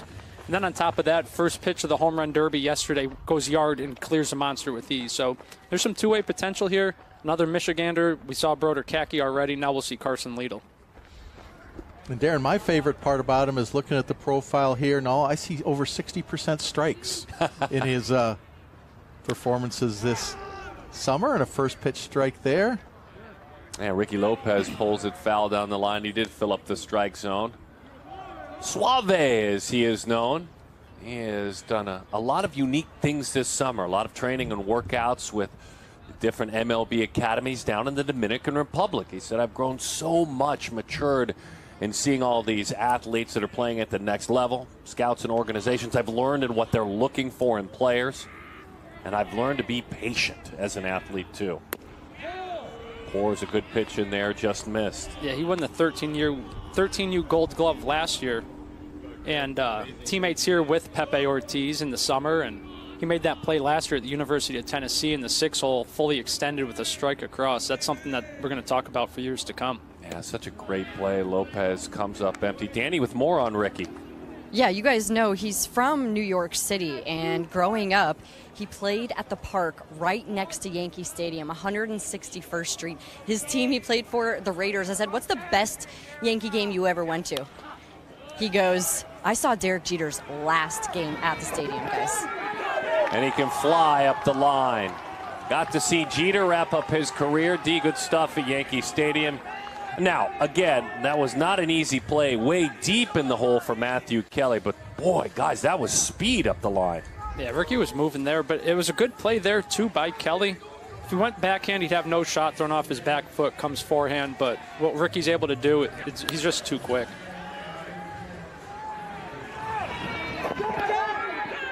And he let the ump know. I think he thought he made the call. He was through the bag, but Ricky helped him out. Meet Griffin McCain as he takes his shot now, number 34 on that jersey. He's a South Carolinian from Fort Mill. Plays for the Canes national team. At that age group, Adam Mosley is the head coach. Son of Holly and Bill. He's one of the youngest kids here. I'm trying to look up his exact birthday. So he's less than a month away from being 13U eligible. We saw him throw yesterday up to 85 on the mound. Runs a 6'8". He's already 6'2". The bat speed, he's a top of the order type lefty where he's going to spray the ball line to line.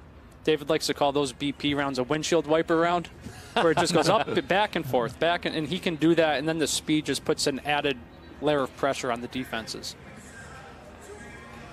He's got an experienced resume, this man, as he digs back into the box as a football player, basketball player, baseball as well. As a matter of fact, was his school's athlete of the year at Legion Collegiate Academy. He's a freshman this year. David, as a scout, do you like hitters that can do that in BP? Oh, yes. It's if it's done with intent. Right. You know, and especially if you're just barely 14 years old and you do it with intent, it's showing an advanced thought process. You know, something in BP you always want to see is when they turn the barrel, but you also want to see the ability to stay behind it and drive it to right center field, or in his case, left center field as well. Everyone thinks about the modern baseball player, the smartphone generation. They must be different than the old school guys. They don't have superstitions. Oh, think again. This bunch, just like the bunch that was at the turn of the century, then the turn of the century before that. He talks about it when he gets into the box, Griffin McCain. It's always a deep breath every single time. The left sock has to go on before the right sock before the game. Pine tar his bat before getting into the box. It has to be the same every single time he does it. It's funny because these athletes are modern and they are young and they do have smartphones. But when I ask them about, something like being a commissioner for the day, they all, to a man, will say, get rid of the pitch clock. I want more time. You would think, no way does this generation think that. They're old souls. Swing and a miss. Good pitch. Jumps away. He elicits a swing that comes up empty. Strike three. We got Lidl sitting 90-91 right now to McCain in that at-bat. That's pretty impressive because it looks so low effort out of the stretch here. So pretty good stuff here from the young Michigan arm. Yeah, 91, and like I said, how easy he's throwing it really stands out. I thought we were going to have a stolen base attempt somewhere there, especially with the square and a bunt on the first pitch. See what's happening, a little mound visit before to get your defense straight. Wouldn't be surprised to see Lopez running here. By the way, Lopez beating out that ground ball was the first hit of this game. Is that number 2? Down the line it goes. You betcha. That is a fair ball, and Cole Crawford is on the move into second. A stand-up double. The young athlete out of Cartersville High School in Georgia.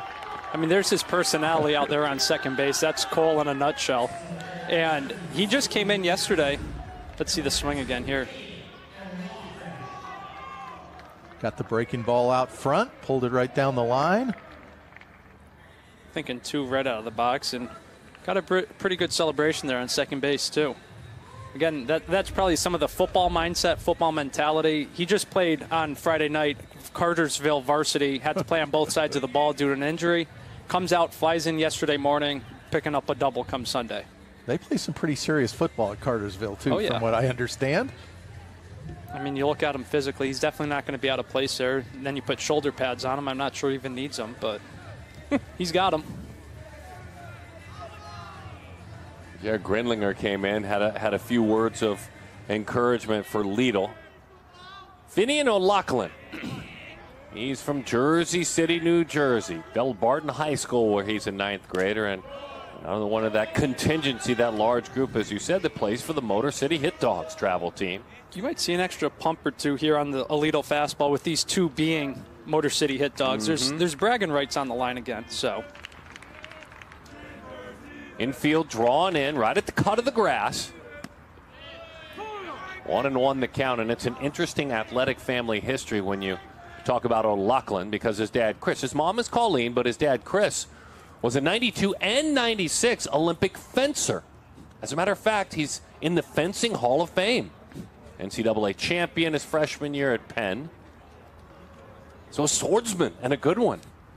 He tried to get Finn into it, too. I talked to him during the 14U National. I believe he had just came back from Europe in the World Championships of his age group, he said. So he's still out there, still doing it, but Finn's found his calling with a bat in his hand instead of a sword. And Darren, we got a lot of people watching. We've had a couple text in. Devin Gerhardt has a handful of guys in this game. He said it's definitely play catch. Have a catch is just wild to him. Okay. So if anyone else is listening and wants to chime in and let us know what you think it is, I'll take it. Colt Springles at Iman, he said, have a catch is from Field of Dreams, so that's kind of what he's heard. So there is a precedent set there, but it's still play catch for me. Good stuff. Danny really stirred things up. A nice job getting the body out front, preventing that run on ball 4. Deegan Scott moving swiftly. This is a good job, David. Yeah, just took that, got down, got it off his body. The most important thing is he got his body as square as possible and just deadened it right in front of him so the ball couldn't go away 10, 15 feet and enable the runner to score. Lucas Farrar, number 35 in that bright red jersey. He's out of Tampa, Florida. He'd love to go to any Power 5 school or be a Gator. That's on his wish list. Well, that's another great block. And even at the highest of levels, at times, is a dying art. No, I mean, he's doing really well back there, and something we saw all throughout the summer. The arm strength is another weapon, but his ability to just kill pitches that are in the dirt, block and recover, and get to his feet as quickly as he does. And, I mean, he's a middle-of-the-order type bat. Good pitch, hits the outside corner to Lucas. Lucas, the son of Keenan, who is mom, Monty, who is dad. And he's the big brother to 12-year-old Julia, his younger sister. Plays that one on a backhand. That one jerked off to the glove side. That's just as hard a play to make as the ball in the dirt. Because it's a fastball, you're having to lunge at it. Lucas is starting his freshman year at Berkeley Prep in Tampa. Feels like it's a big accomplishment. There's a lot asked of him academically. In the middle of the diamond, played on a short hop. Steps on the bag, throws to first. In time! In time! What an athletic play out there by Matthew Kelly. Wow! I mean, wow. Take us on to break, H. This was a heck of a double play. I mean, just everything he just did there to come in front of the bag, pick the short hop, spin, turn, back leg, strike, gets out. Huge play by Matthew Kelly. What a play by Matthew Kelly. Slows the game down. He's so fast when he moves, but slows the game down. Heck, you need a strike. You need me to get out of an inning and pitch. Okay, I'll help you out. You need a double play to get back in the dugout. Vermont is in the house and represented out of Chester, Vermont. This is Caden McCarthy. He can play in the outfield if you need him. He's at Vermont Academy. In this case, he works on the mound and excited to see where his next steps take him. Hopes to play certainly at the higher levels. But Vermont represented, number 24 player in the nation. Yeah, it's pretty impressive stuff. Like, you may not think Vermont and high-end pitchability or 88-mile-per-hour fastballs at 14U, but this summer against one of the better offenses, I watched him, and he threw 6 no-hit innings. He opened up 83-85. Middle innings, he's 85-87. Last inning, he's 87-88. So he can maintain. He knows he has one inning here. He says he wants to get 90 one day. He's a big Red Sox fan. So when I told him he was able to take BP pregame in the stadium, he's like, why wouldn't I do this? Sox. He loves the Sox as he fires one outside. 1-0 the count. Beautiful Chester, Vermont. A lot of beds and breakfast and a lot of folks stopping off to see the history. Population just over 3,000 people in Chester, Vermont, as he duels with Carter Hadnot. Rialto, California. This middle infielder is at Aquinas High School and plays his travel ball as he takes his strike for ZT National. It's almost leaf peeping season back home, so everyone's going to start flocking up there. And when I called his family to let him know that, hey, you made the Select Festival, I talked to Dad and he goes, I asked if Caden's there, and he's like, yeah, it's actually his birthday. So I'm like, Caden, I'm far away, but I have a birthday gift for you. I let him know, and it was a pretty cool moment for him and his family to be able to get the news, I guess, on his actual birthday.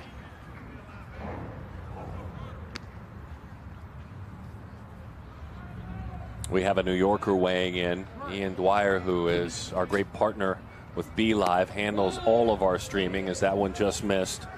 Again, sends a vote in for play catch. And again, that's a Northeasterner. Yep. Not sure what Danny was talking about down there. That's ball 4. Carter Hadnot is on. McCarthy right here sitting 87, 88 with the fastball. And last year at 13U, he came out and I think he threw a 12 strikeout complete game at 13U, sat 82, 83, which at that level, that's really good. Then you add in, oh, he's from Vermont. Like, that's going to put your name on the map immediately. I cannot even remember seeing a player play from Vermont.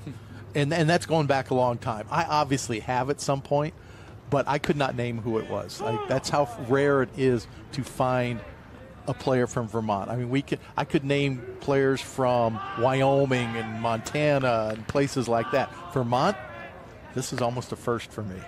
Bumps a strike in there to a man out of Southern California, a long ways from Vermont. Jared Grindlinger, big brother, was an All-American, a PG All-American, and is a catcher. Both will play together at Huntington Beach High School. For Coach Benjamin Uri there, they'll wear the orange and black at Huntington Beach. And we have a brand new, fresh PG alum just off into the Guardians organization, Ralphie Velasquez, who played at Huntington Beach High School, a catcher and a PG All-American as well. And a balk was called. Hadnot will move into scoring position.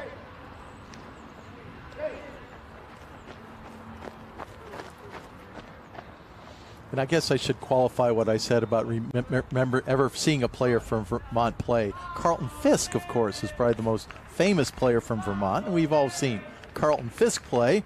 Maybe I might not be the only one live who saw him play live here, but yes, he flew a little changeup. Is this a changeup, guys? A good one. Yeah, he dropped a little breaking ball, maybe changeup, something. He dropped the slot just a little bit on it, but still sold it well with the arm speed, and he had Grindlinger looking back to see if he got any of it. Right in on the hands, coming off the mound. Can he recover? And he does, and streaking up the line is Tyson Moore. Moore, I have a chance to introduce him again. We'll remind you, he's out of Buffalo, Minnesota, the Minnesota Icemen, his travel team. So Tyson Moore gets the call, the son of Tanya and Corey. And 1 pitch, 1 out in his at-bat. I think this was the breaking ball, just got more tied up on his fists. Good recovery there, too, from McCarthy. Just got him. I mean, Tyson Moore is a primary catcher. We're going to see him catch, but the athleticism, one of the plays he made in the scrimmage yesterday, ranging back onto the track in left field, was pretty impressive. So it's that type of athleticism. Just put him out there and let him do what he wants to do. Drew Davis of Sumrall High School in Mississippi. Dad Andy is head coach, so there's that unique relationship. His mom is Anna. His spring stats this summer, or his spring stats in high school, he played up while in 8th grade. I think he went 14-0 as an 8th grader on varsity, and Sumrall is a really good program. We saw him pitch yesterday, was 84, 86, really smooth and easy. 2,800 RPM breaking ball. That was a hammer he was throwing. He's going to get people out for the next 4 years in high school with that pitch. So to take what you're talking about, he was all-state. So he was all-state of Mississippi as an 8th grader. Right, which is problematic for opposing teams if he's doing that in 8th grade. That's incredible. Remember, you're playing against 18-year-olds. You're playing against men in high school baseball. Overthrew that one, sails way high and inside. Heard a grunt there from McCarthy, trying to probably get another tick or two, kind of a la Jack Ryan last year. But he's still sitting right there, 87, 88, 86 with the fastballs, so good stuff from Caden. Oh, got him on the helmet. Let's hope he's okay. Oh, man. You hate to hear that, hate to see it, but good news as we see him trot up the line. Yeah, the last couple, he just straight overthrew him.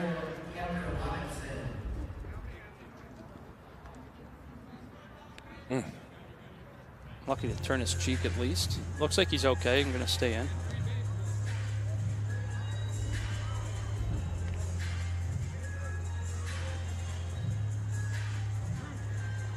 Flash Gordon with the visit. By the way, our umpires, Manny Gonzalez is behind the plate. Jose Sandoval's over at first base.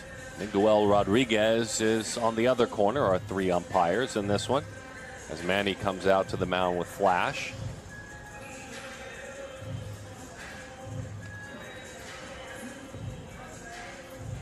Tries to find that perfect slot. Caden going back to work now. Caden played high school basketball as an 8th grader this past year. Varsity baseball, went 5-0 on the mound, 70 strikeouts in 32 innings with an ERA sub 1. By the way, classroom, 3.5 GPA. And he zips one over the outside corner to Parker Robinson from Chicago. Plays for that really respected Chicago White Sox ace program. Brandon Smoke Williams, his travel coach. Jump, 0-2 the count. A lot of jump to that fastball. And a lot of these players, we were talking about the five players from Motor City. These kids have already played against each other, most of them. Parker Robinson's the exception. Mm-hmm. He's only played in 2 perfect game events. One of them, however, was the 14U National, where he really showed out. But he's one of the young men who actually had to go introduce himself to his teammates when he got here to Fort Myers. That's kind of the beauty of that national showcase is whether we know you or we don't know you, you go there and you can make a name for yourself. Show that you belong in an event like this. Yeah, did you know when Robinson showed up there that he was a potential festival player? I knew the name. I got some info on him, and they're like, you need to watch him closely. They requested an invite, and once he came, it's like, okay, you're running a 7-1 already, but you're 6'2" in all sorts of angles with your shoulders and your weight. Like, everything was, all right, you definitely looked the part. And then he had 4 hits in game. So you got to imagine he's going to continue to grow into his frame, continue to grow into power, but having some bat-to-ball skill already, that certainly helps. Where's that number 44? Was invited to Major League Baseball's Hank Aaron Invitational, but that time he goes down on strikes. Vermont in the house, looking pretty strong. Thank you very much. Gold Glove Defensive Play of the Game. Rawlings, the official baseball glove of Major League Baseball. The #1 glove, unassisted double play. Matthew Kelly, a thing of beauty. Boom, on to first. And to me, Darren, the whole important part of that play was him hitting the bag and pushing off the bag to get some velocity behind that throw.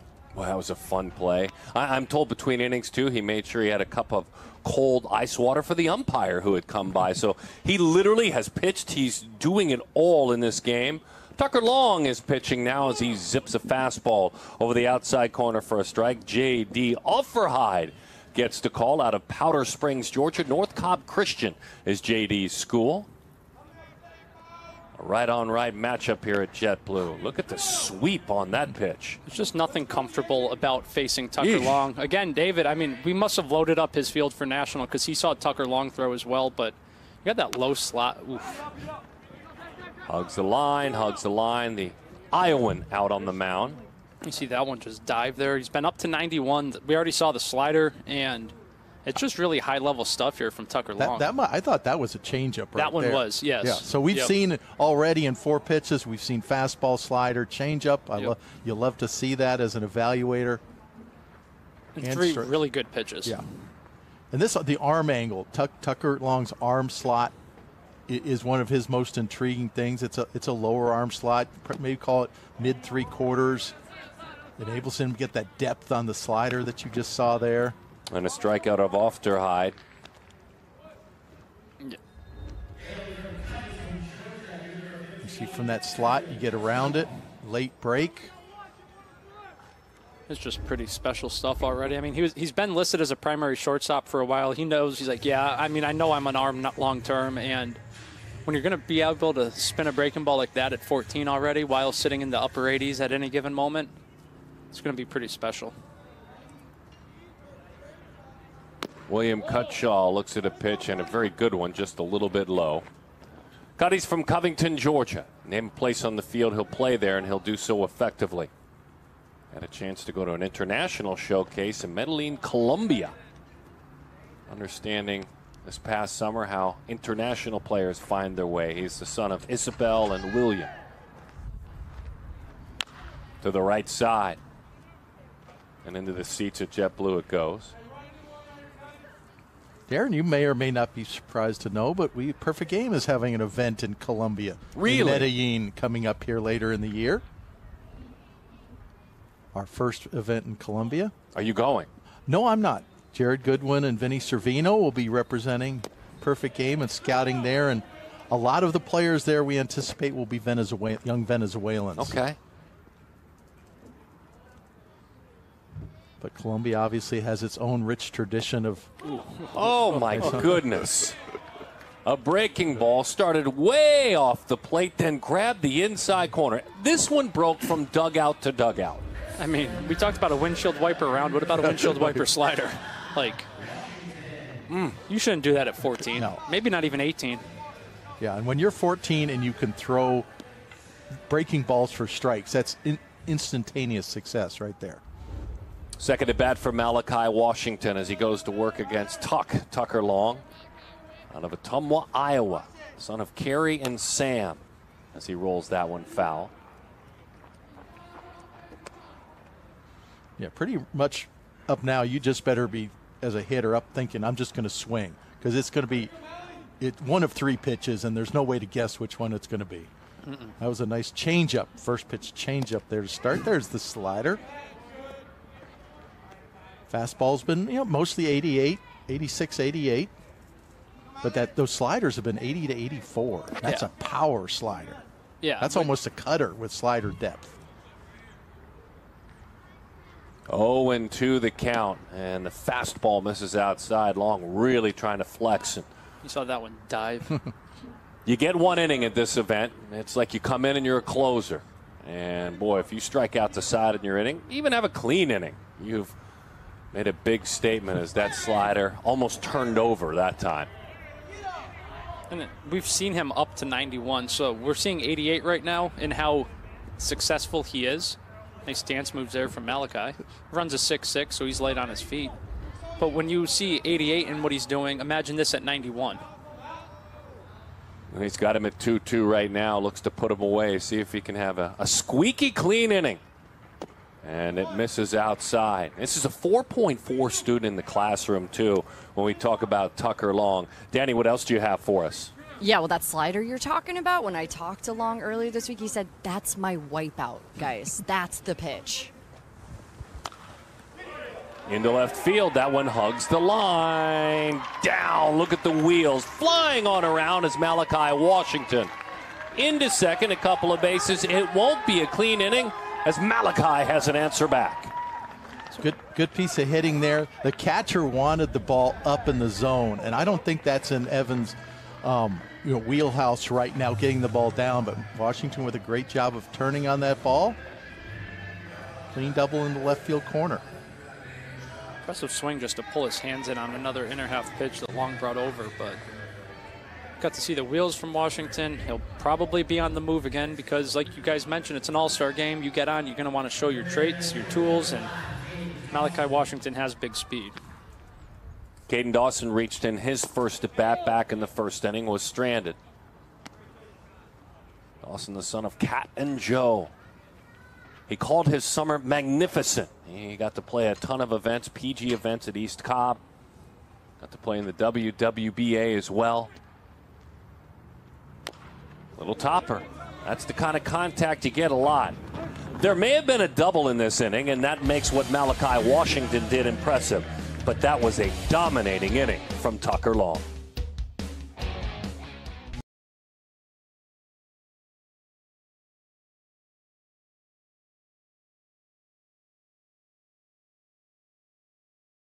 Number 2 prospect in the Diamondbacks organization, Andrew Jones, or Drew Jones, Andrew Jones Jr. Hey, can you do us up a video and congratulate our athletes or the player of the year? Sure, what do you want me to say? I love the fact that those that are pros, those that are college stars, really warmly, as Amari Griffin goes to work, really warmly remember this kind of first All-American type game. For sure. It's a kind of really their first experience at a level like this, and even as they make it, we just had our first big leaguer with Victor Medeiros, but you go back and you talk to these guys, they're very quick to respond and just kind of give that guidance in the process of, hey, I remember when I was there. Enjoy it, soak it all in, because these are the guys you're going to be playing with. And it's true. You have them, whether you get drafted together or you go to college together. So we had Drew Jones come back, and some of the All-Americans this year left a message from Chase for some of the guys, Cam Collier. So it's really good for those guys. Dylan Lesko. They just, all the alum of this game, they remember it, and they want to stay connected with Perfect Game. Amari Griffin, as he goes to work, will tell you, as we take a peek into this beautiful complex. There's sports going on everywhere. PG's got a tournament down in the quads. Looks like you got some soccer being played at this pretty spot. But Griffin, at Holy Innocents Episcopal School, dreams of the University of Florida, certainly. Brendan and Sherry, his parents. And he is a big brother to Carter, who is 10 years old, this left-hander. And on the other side of it is Connor Ray from Gilbert, Arizona, Hamilton High School. A large high school. Making a varsity team in Hamilton is tough to do, and that's what he's making a run at. LSU, Tennessee, U of A, those are his dream schools as he takes a pitch that's low. You just saw his numbers there at the bottom of the graphic. He plays in a lot of events, too. That's not a small sample size. And then he came to National and, again, just picked up a handful of hits, lived on the barrel. You look at the frame, the strength's going to come, had 8 home runs already. Really smooth, balanced swing and doesn't try to do too much. Yeah, you look at his numbers, Colin Ray. 14 doubles, 15 triples, 8 home runs, and 40 steals this summer in Perfect Game events. While also playing up, too. He split his time between 14 and 15U baseball, so pretty impressive. Chase Fuller coming in quickly, #1 player in the land, with some encouraging words and a fist bump for Griffin, trying to help him find that zone. Connor Ray reaches with the walk that time. Yeah, it's funny as that Fuller Championship Trophy for winning the Home Run Challenge. Rawlings presents that. It's funny when you talk about Ray in his summer, his words, guys, he said, and you kind of summed up how many events with an exclamation point, it was crazy. My summer was crazy, but I met a ton of new people, some of my closest friends. He actually started at Hamilton High School. Arizona started very early this year. He became a Hamilton student on July 19th. So he's been in school for a month plus. As the man out of Hamilton High School scampers on into second with a big aggressive turn. Thinking about 3, take 3, they're small, he will. All the way around. That's more heads-up base running there from the west. Saw Griffin take a bag, Jaworski steal home, and Connor Ray there noticed catcher getting something out of his glove, takes off, took a wide turn around second, scampers on into third. He was thinking third before he got to second. It was a turn at second base. You don't see that, and you love to. Amari Griffin had as good a 14U National Showcase as you can have. I had him on the field the whole time. Of course you did. Through 3 shutout innings, through 82% strikes, and had 5 hits, including I think 3 extra base hits. It was just as good a performance as you'll ever see.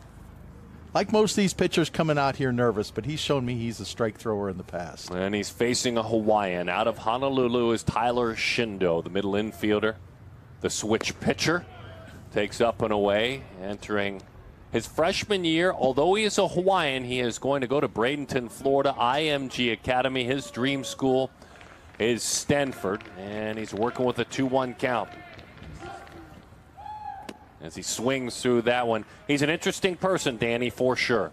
Yeah, there's no doubt. So he switch throws, switch hits, and switch pitches. And when I asked him about it, he said, it started when I was 6. I was undersized, and my dad said, listen, if you want to play, I think we should be more versatile. So he's natural lefty. So he started to learn how to switch throw first and then switch hit. And I got to say, guys, I don't think you said it, D. He got hit by a pitch yesterday in the scrimmage. And so he's been playing with a big bruise on his leg. And I give him so many props because I know it's a huge deal to be here, and he wanted to maybe play a little bit more. But I give him huge props for being in the box right there. Yeah, good stuff. Very good stuff. Boy, Dad said I need to be versatile. I don't know if it's possible to be more versatile if you're switching everything. Switch hit, switch pitch. He was signing autographs left-handed the other day. I said, do you sign them right-handed as well? He goes, no, that I don't do, both-handed. We saw Carson Liedl pitch. Now we see him hit. He's got a runner at third. Big strikeout, by the way, from Amari Griffin. Plays for 6'4" DP. That's his travel team, Amari's. You heard David talk about that national. It's just worth pointing out he also ran a 6.88 in the 60, which anything sub 7 at 14 is really good, and then you're 6'3". Like, that's a lot of coordination and athleticism in the Amari Griffin package. Lineup will flip back to the top of the order. All that are able to hit in the lineup. It's not 9 and then changes. It's the entire lineup all the way down. Then we get back to the top and Max Hemingway. Lito talking about the change in the recruiting rules. He said, I have mixed feelings. I'm excited about all the opportunities. Bottom line, I'm nervous. The one thing I keep reminding myself is I have to keep working. I can't let up for one moment. I was able to remind these players last night. We had some great stuff from an interview we did earlier this year with Mookie Betts, the Dodgers' Mookie Betts. The 1-2. And I think it's a wonderful reminder, just a quick, swift, okay, I've accomplished a lot of at 14U, and I just remember when Mookie Betts graduated high school, he was ranked 300th plus by Perfect Game. So there's a lot of Mookies coming for your number 1 and 2 spots at the next level. There's no doubt. As that one's back to the screen. Zach Gallen would have loved to have been a PG All-American. Wasn't. Joey Votto went to PG National. Played in Jupiter. Would have loved to have been a PG All-American. Wasn't. Yep. And all those guys, they know. I mean, these players here know that they now wear kind of a recruiting target on their back, if you will. Travel ball target. And so Lito talking about the recruiting, which is just another thing you throw in the mix. August 1st, junior year. That's when coaches can communicate. Breaking ball, and it's a ground ball. Ranging over to his left in time for the out, but that will play to run. John Stowers makes that play on a 5-3 ground out. Didn't do too much, got a breaking ball up. Just put the ball in play to cut the deficit down to 1 run here for the West. And so you talk about that target on your back and players constantly improving. There's a handful of players here who came to 13U National last year, didn't make the Select Festival, came back 14U, completely different players. Max Hemingway's one of them. He got a 7.5 at 13U National, put in the work, got quicker, stronger, faster. Now he won the Gold Glove as the best defensive player of the year, hitting leadoff for the West, committed to Tennessee. All the accolades started rolling in. So he talked about players consistently getting better, players changing physically, how their bodies are constantly growing, and we certainly take notice of it too, having that long track record with these players. And that long track record is very fun. I know every year, Darren, at the All-American Classic, I look at the pitching staff and look at each one of them and see what they were throwing if they were a 13, 14-year-old PG guy. And sometimes they've gained 20, 24 miles an hour in the course of 3 years. And these athletes are always changing, and especially today with, with all the workouts, the wild protein shakes, everything like that, some things that may not have happened in the past. There's definitely the physical curve there that's bigger than ever. Hemingway, as you said, explosive in his development. He's a really good all-around athlete. Speaking of explosive, well, David, you enjoyed your time watching Amari Griffin. Now I enjoyed my time seeing what you guys all talked about. The talented left-handed pitcher out of Loganville, Georgia. Had a gifted hitter. He just met his match that time.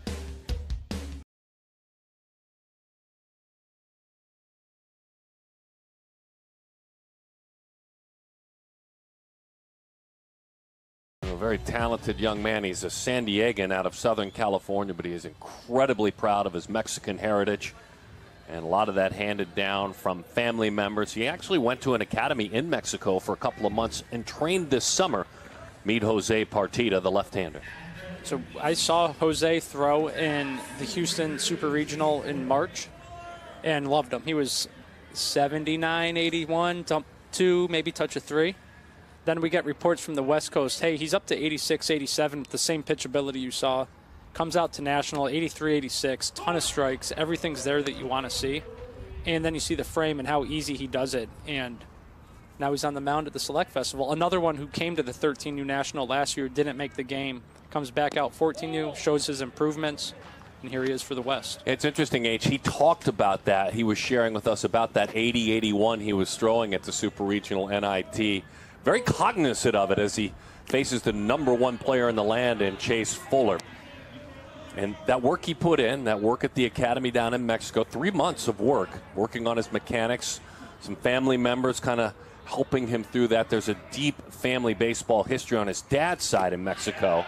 And there's a flex. That's a pitcher on the rise against the #1 player in the land as he chases up and out of there. Yeah, he pretty much threw those pitches exactly where he wanted them. I think he realized right away, I want to keep the ball away from Chase Fuller with all his power. We've all seen the power from Chase Fuller. And he just threw 4 straight pitches right on the outside corner and elevated that last one with intent.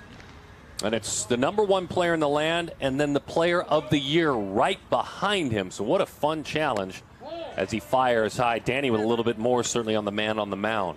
Yeah, Dee, you talked about his family, his Mexican heritage, his grandpa, the one you're talking about, Grandpa Alvaro, who passed away 2 years ago. But he said, my grandpa is the root of why this is my sport. His family's from Nayarit, Mexico, and he's got a black wooden necklace around his neck. It's beads, and there's a chain on it and a cross, and that's his grandpa's that he wears for him. And he didn't necessarily see his grandpa pitch, but he said everything and the reason why I am who I am is because of him. It's such a great tribute, certainly, and he does. He knows the stories about him. He's gotten to meet him through stories. He was a sidearm throwing pitcher in his 80s, Grandpa was. But as he is showcasing himself now right in front of us, he makes it clear, my grandfather never had that chance because of the small village in Mexico in which he lived, but he was gifted.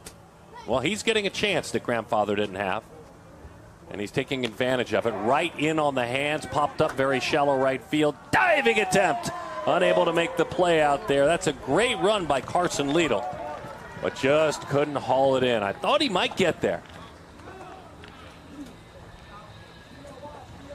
Is that Priest out in center field, leaving his feet? Yeah, I think this is Joshua Priest giving it the all-out, which is what you expect from Priest. This comes up a little short, but Brick just muscled that ball out there. That was a perfect pitch. Partita wanted to come inside and did so successfully. Brick was just too strong for it. I mean, we talked about 80-81 from Partita earlier this year. He's 86-88. So we talk about how quickly these jumps come. That's 7 miles per hour, give or take. A comfortable 5 jump in half a year's time. John Stowers now left on left, tough matchup. Stowers takes a pitch just off the plate outside.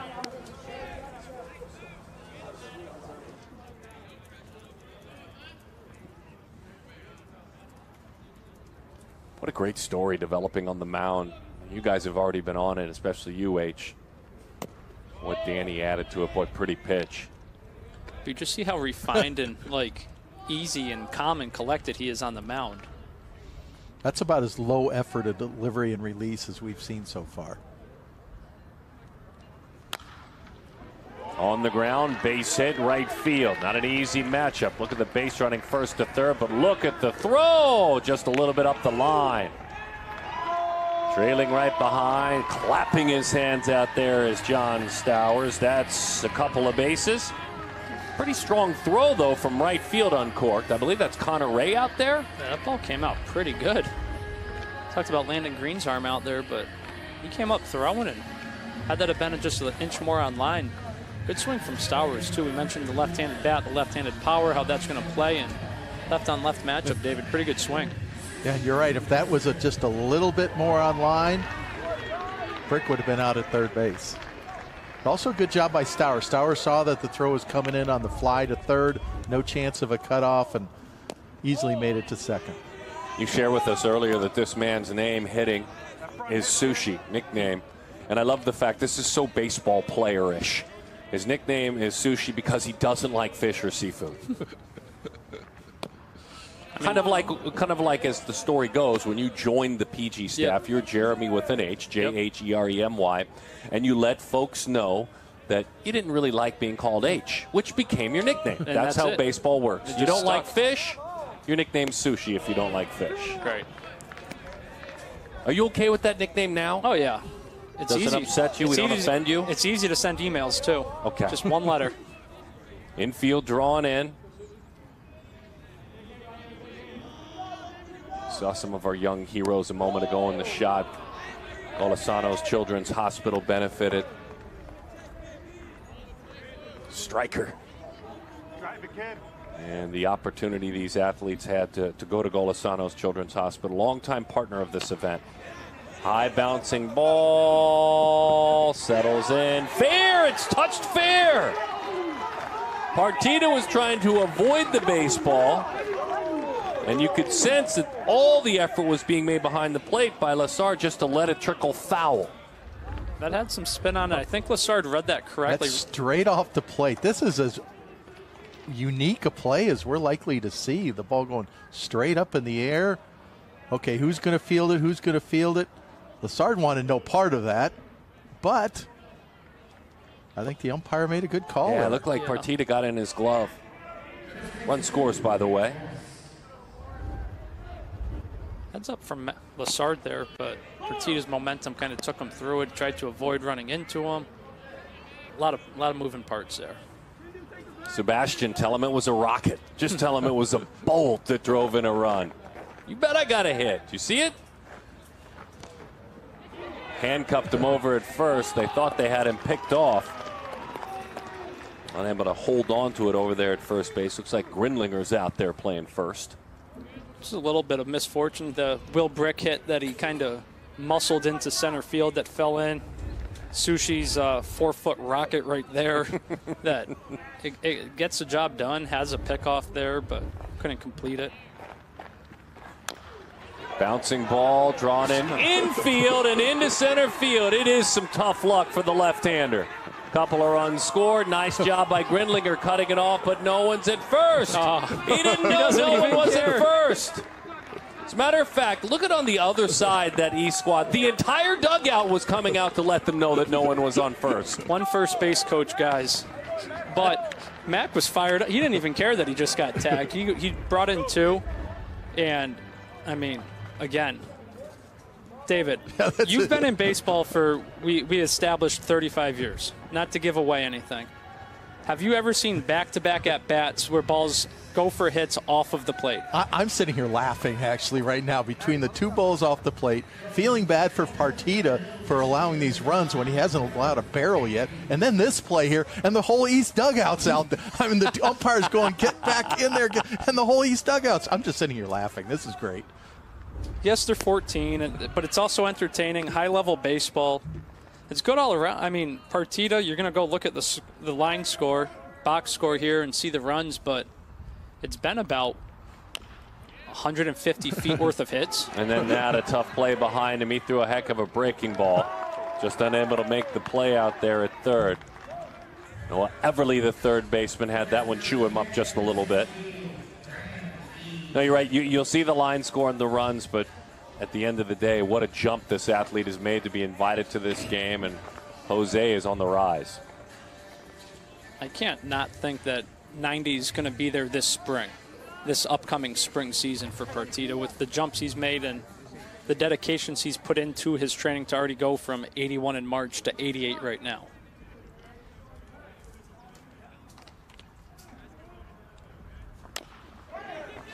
Another uncomfortable piece of hitting and another bad break. Nobody's squaring him up. Nobody. Vinny Servino's a big Partita fan, and he just sent me a text message. He's 86, 88, and just getting the worst luck of balls in play right now. And that's another chop ground ball that just finds its way through. That also speaks to how the hitters are seeing the fastball or not seeing it. Oh, they're absolutely not. There hasn't been even something close to a barrel here. The baseball gods are frowning for some reason on Senor Partita today. That was Graham Keane who reached. That one is down off the end of the bat, fouled back to the screen. Banks Addison out of Germantown, Tennessee, his second opportunity. He struck out looking back in the second inning. I think even on the monitor here, we just saw him smile and smirk, and you just kind of shrug your shoulders because everything's been hit into the ground. He's got that higher slot. A soft pop-up into left center field. A collision between the two out there. My goodness. Partita, your stuff's so good. Your luck, not so good. What a future, though. Here is today's Launch Hydrate game summary. Launch Hydrate, win the moment. How about a steal of home? Jaworski Lane, all kinds of courage. A little bit of wildness certainly helping out to stack up the runs. And then a little bit of bad luck along the way. There have been magical moments for pitchers with those left arms, and we have seen them.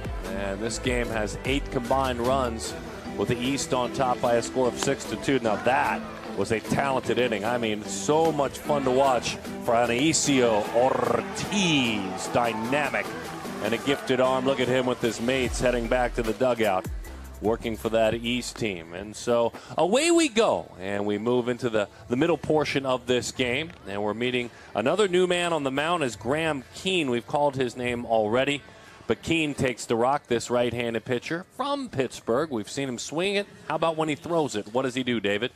Well, he's obviously passes the eye test, 6'4", 185. When we saw him at the 14U National, Jeremy, I believe he was an infielder first and a pitcher second. Mm-hmm. But you look at that, you look at the fastball that was up to 89 in West Palm in late July, and it just screams pitcher. I don't know how many innings he's had on the mound based on what I saw in West Palm, but the stuff is certainly there, and the athleticism is strongly there too. The athleticism. He was one of the ones that came out early spring to East Cobb with that Motor City team. Never really on the national circuit. Again, huge growth spurt. And everything jumped. He started like 83, 85, and then as the months progressed, he got up to 88, 89 with the fastball. Like you mentioned with the frame and the athleticism, it's hard not to want to just love him on the mound, but he's also a really good third baseman and a really good bat. He hit in the middle of that order. But when everything's on the mound, it's upper 80s with a really good slider. So you really can't lose either way, however Graham Keane develops.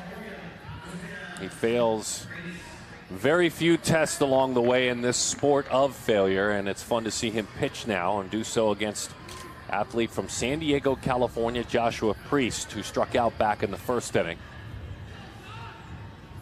Father played at a high level of baseball, Priest. Dad is Nick, mom is Tracy, and dad was drafted professionally.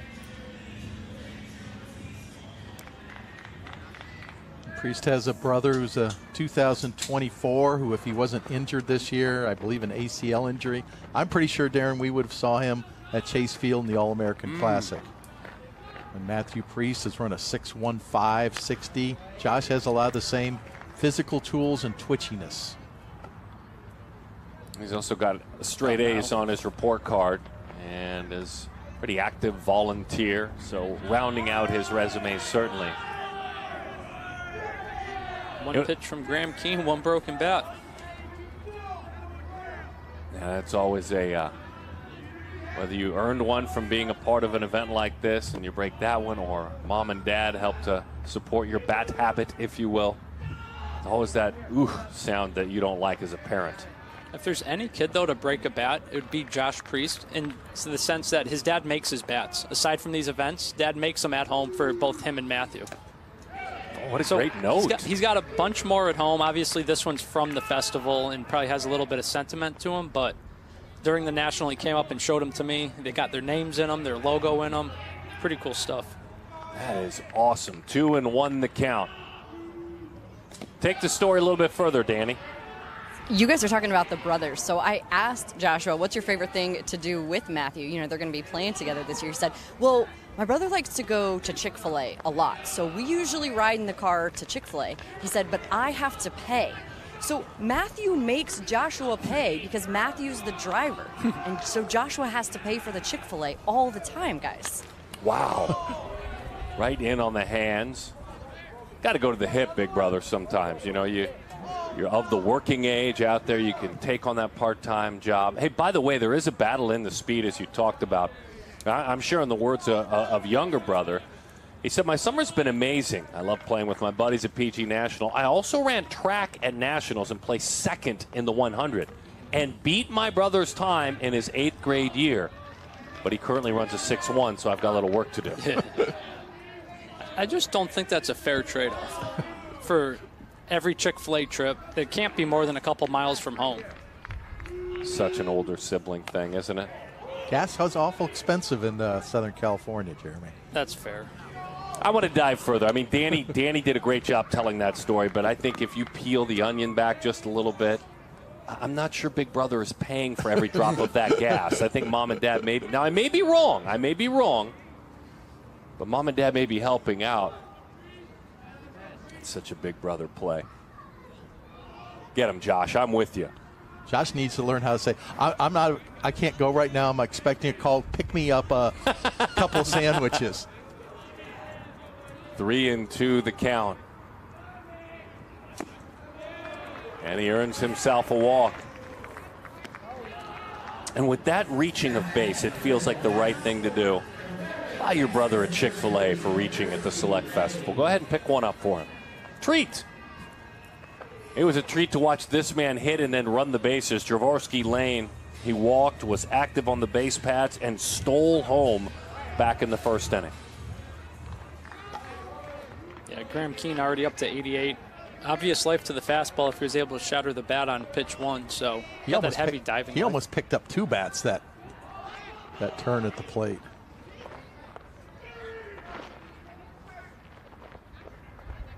Javorsky's mom is Chan, and dad Javorsky Lane Sr. Uncle Kiki Kuti plays for the Dolphins in the NFL, and his cousin Eric McCoy plays for the Saints. Great family ties, and this is an all-district high school football player as well. Yeah, and just as talented here on the diamond. Obviously, we spoke how he's younger for the 26 class and just how absurdly deep that class is, but Javorsky still rises up to number 10 in the latest class rankings. I asked him to share a scouting report on himself, and here's what he said. I'm a complete dog with a W. I'm a utility player, can play anywhere on the diamond. Doesn't matter where you put me, I'm going to give you not 110%, 150% every time. And I'm not too bad of a hitter and runner either. I mean, some of the swings he took this summer, his ability to drive the ball to right field as hard as most of his peers do pull side was pretty impressive to see. Played on a backhand as that one skips in there. Lane's guy that he loves to watch play, PG alum certainly, and a guy who gives a lot back on the charity side to the youth game is Bo Bichette. Loves watching Bo play for Toronto.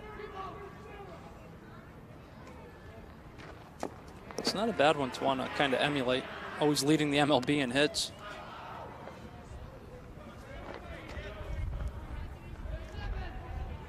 Right now he sees himself as a two-sport athlete.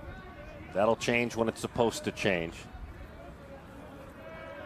And he looks forward to hearing from the recruiting side from both sports as that one skips in there. And a couple of walks, one to Priest, one to Lane. There is some really good speed at second and first now.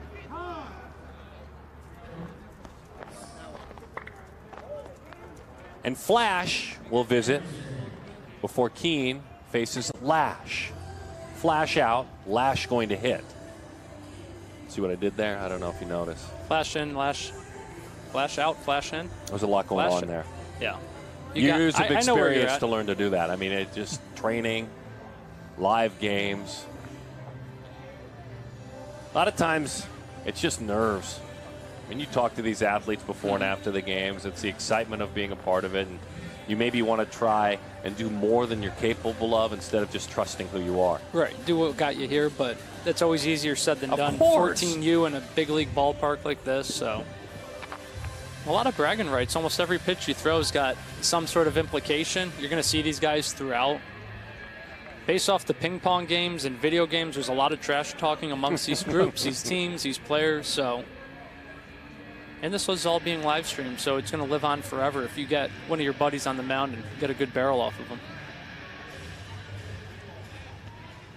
Lash has gotten so much taller, and along with it, so much stronger. Those broad shoulders as he settles into the box with a couple of runners out in front of him.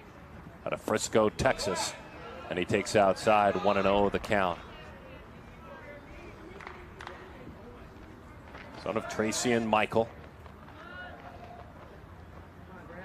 Siblings Jonah and Agent Wolf. As that one bounces in there. The most famous sibling name of all PG athletes. Lash, a heck of a student. Junior National Honor Society's member, President's Award for Educational Excellence.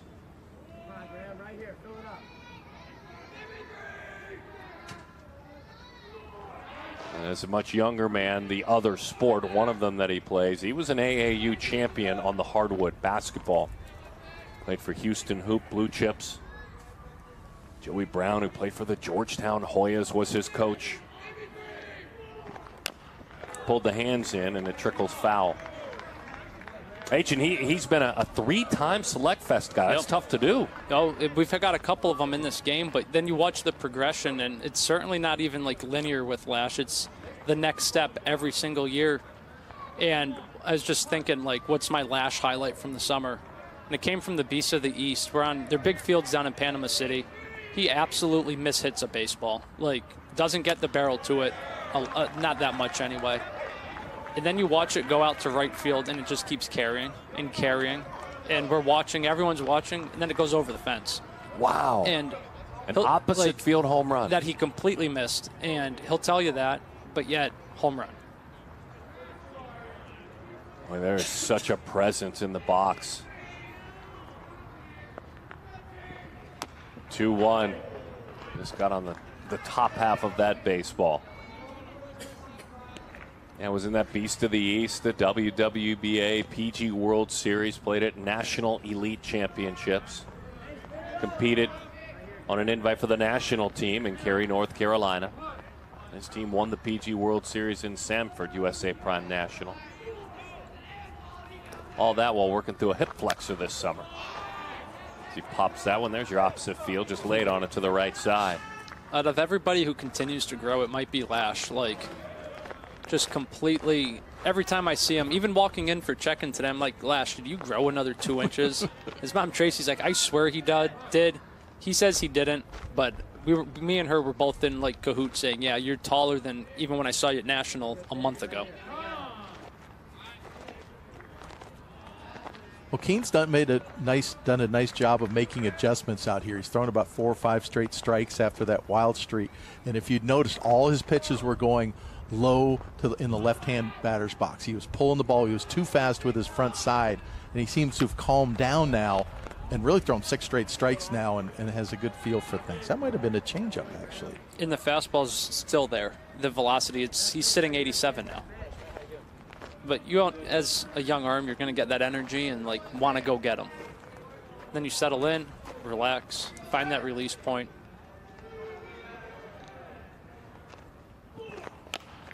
Had him out front on a breaking ball, popped up to short. Into the glove it goes on the infield fly call. Lash, by the way, has a busy day on its own plan because after he leaves here, his dad, we're talking about mom, but his dad, Michael, is a Big 12 football official. He's going to go take in Orlando the LSU-FSU game. And by the way, Mr. Fuller, his dad's going to be on the sidelines coaching on that FSU staff. Got a couple LSU, FSU, he's just in the game, but you got Lash and Chase, who are both USA Prime teammates. Yeah. East-West this weekend against each other. And then you got ties to the football game as well. Matthew Kelly walked. He has pitched. He has made a fine double play. Hustling to the bag on his own and unassisted on to first, turning a double play. As he takes outside, shakes his head. Nah, that wasn't it. Rodakecki working behind the plate. With Graham Keene, his battery made. 1 out, couple of runners on. East squad on top, 6-2. The East squad wearing those bright red jerseys. The West wearing the dark blue. As that one hits the outside corner.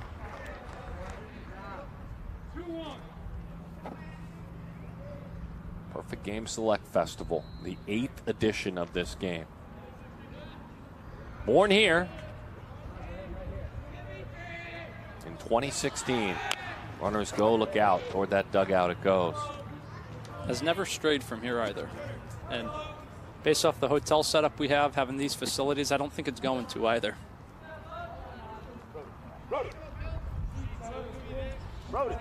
Actually surprised those runners haven't been on the move earlier with the kind of speed and Priest and Lane that's out there. And you know Lane's probably just chomping at the bit to run. I'm over at the first. He can't run with someone ahead of him. Bouncing ball out towards short. Is there a throw anywhere? Long throw across the diamond. That's a good effort by Banks Addison. But a ground ball that had eyes locked in on that hole. We've had a lot of those singles that look in the book. They're going to be a line drive that just kind of find what perfectly placed. Banks does everything he can there. He has obvious arm strength, 86 across at the National, but to try to make that play at this level is just going to be almost impossible for a 14-year-old. But he did his best, and just even picking the ball probably saved a run for the East. Tegan Scott is 0 for 1. South Salem High School in Oregon, heading into his sophomore year.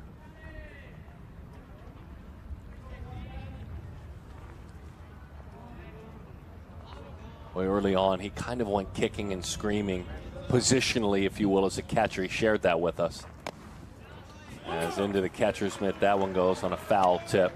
He said, I almost quit baseball when I was younger. I didn't want to be a catcher. And he said, I'm super, super grateful for my parents who kept me playing. That was a nice way to say it, kept me playing. But you look at that body and it just screams catcher. Right. The thick hips, the thick thighs. I don't know what he's like as a runner. I mean, he's just a catcher all over. Yeah, he's super strong, and he moves really well behind the plate. Like we mentioned, we saw him kind of do his thing behind the plate for 3 innings of the game. He's just, overall, he's a really good athlete, but his baseball IQ and his sense of what to do behind the plate, at the plate, his approach, obviously that's why he's already committed to Oregon State. He loves watching Ryan Brown play at Oregon State. Talks about his talent and the fact that he steps onto the mound, the electricity, the emotion he brings. Straightened him up, but it grabbed the corner. 2-2 the count. Glad you found us on Perfect Game TV. If you're catching us online traditionally, make sure and on any smart device, download the brand new PGTV app. To the right side, down. They'll run for a while. 1 run is in, a 2nd run on around. Using the big part of the ballpark the other way for the West squad. And he flashes that W out there at second base. Tegan Scott.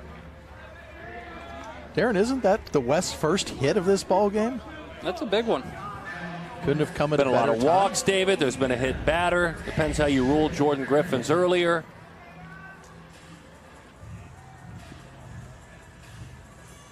Great approach.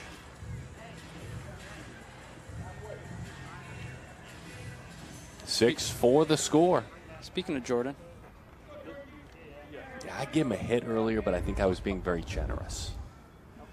So you're right. The first real, true, clean hit. There have been plenty of walks. A hit batter or two. Infield tight on the corners. And Jordan takes a good sinking fastball for strike 1. Jordan really impressed me during BP the last 2 days. He's one of these quick twitch athletes. You think, oh, he's 5'6", 145 pounds. He's going to be just a move the ball around hitter, get it on the ground and run. But he has some real lightning in those hands. You know, he's still increasing his bat speed. It looks like he is still increasing his bat speed as he makes contact. He's hitting through the ball instead of to the ball. And he can put a ride on it if those outfielders are playing a little shallow, maybe thinking they can get a runner at the plate here. He might just drive it past him. He fights it off to third instead. The play home, the tag. Very clean play made out there by Lucas Farrar. Trotting in, through a strike.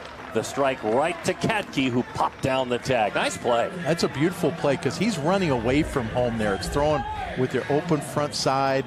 It's you almost expect that throw to go wild right, but he was able to make it. Nice tag there by Katke. Out number 2 of the inning. And that's the beauty of this type of game is a lot of these guys are primary shortstops who move around. Farrar brings that shortstop athleticism on the charge play. It was 90 miles per hour across at the National, and you got to kind of see the arm strength take over with just the body control to complete that play. Bear Calvo takes a pitch outside, 1-0 the count.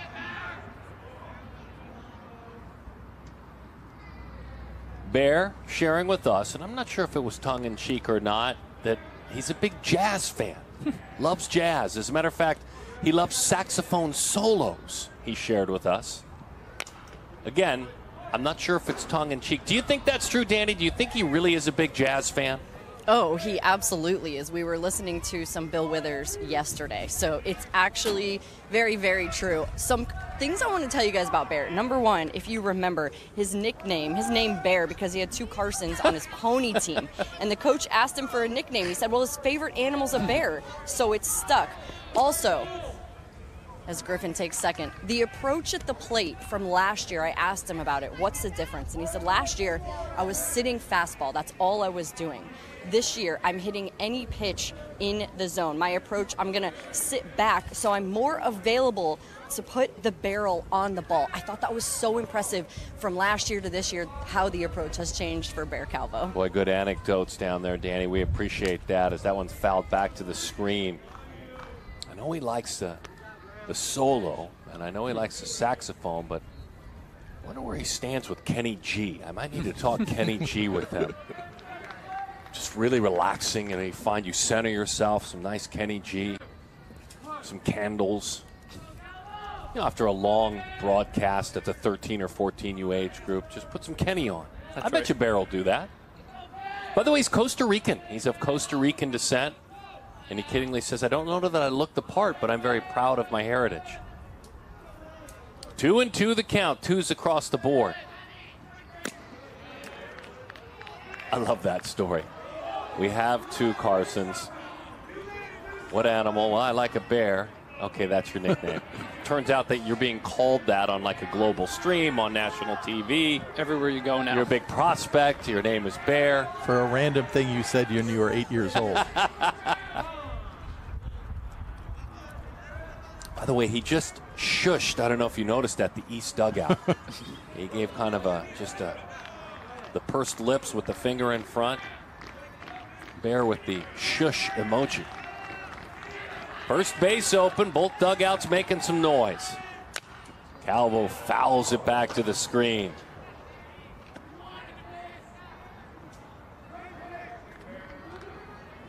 Talking about the recruiting process, he said, I look forward to meeting great coaches, learning what each one has to teach me.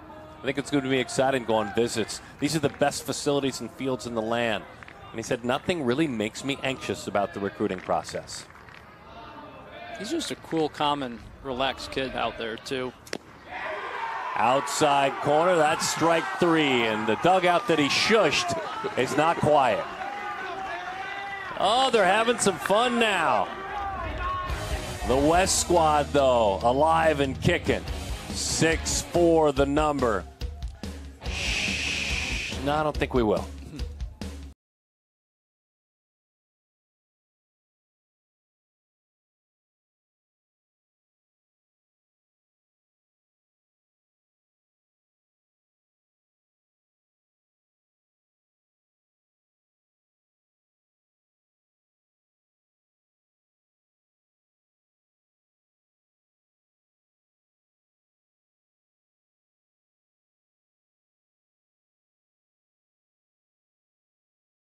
Tenth grader. This is an AB honor roll student. He's got a wonderfully rich family history.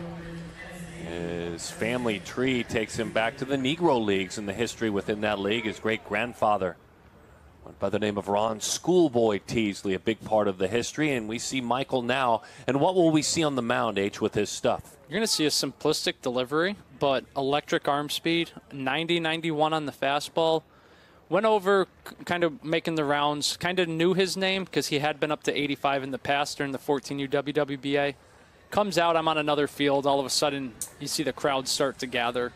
You go see, oh, it's the Teasley kid. Let's see what he's all about. And it's 89, 89, 90, 89, 90, strike, strike. Hits a double the next half, comes back out, 88, 90, 88. So it's like, all right, got to get you to national. Comes to national, up to 90, 91 on the fastball. And it's like, all right, you throw hard, you do it easy, you throw a lot of strikes, and you kind of came and established yourself. So he earned a spot here, and now we're going to see what he's got. Yeah, that unique and really amazing family history we're talking about. His great-grandfather actually tried out and signed with the Dodgers after Jackie broke the color barrier, was released later by the Dodgers, but gained a ton of excitement in the Negro Leagues with the New York Cubans, where he played with Minnie Minoso. So a couple of generations later, watch a very talented athlete on the mound, and he zips it in there, does Michael, for strike one. Yeah, when I was looking back at his background and all, he was listed in last year in 2022 as a 13-year-old at 5'8", 140 pounds, and as a primary third baseman. Now 5'11", 185 pounds, and obviously a completely different athlete over the course of just 1 year. And he's not afraid to get out of bed. He talks a lot about those 5:15 wake-up calls. He said, I'm up every morning at 5:15. I work out, I run, and I hit before school every day. 5:15 out of bed. Good for him. 2-1. Good cut on that one, but it misses outside. 3-1 the count. He also, during his round of BP with Wood at West Palm, put one out. One of the only handful of home runs we saw. So there's strength, the third base profile with the arm strength, the bat speed, and the strength off the barrel is certainly there, but he's kind of running it up with the fastball here too, with relative ease. Blake Lundy, who was a man who reached and drove in a run back in the second inning, walks for the second time. Another opportunity to see Ryan Yormack. He rolled out to the right side to the first baseman and first time up.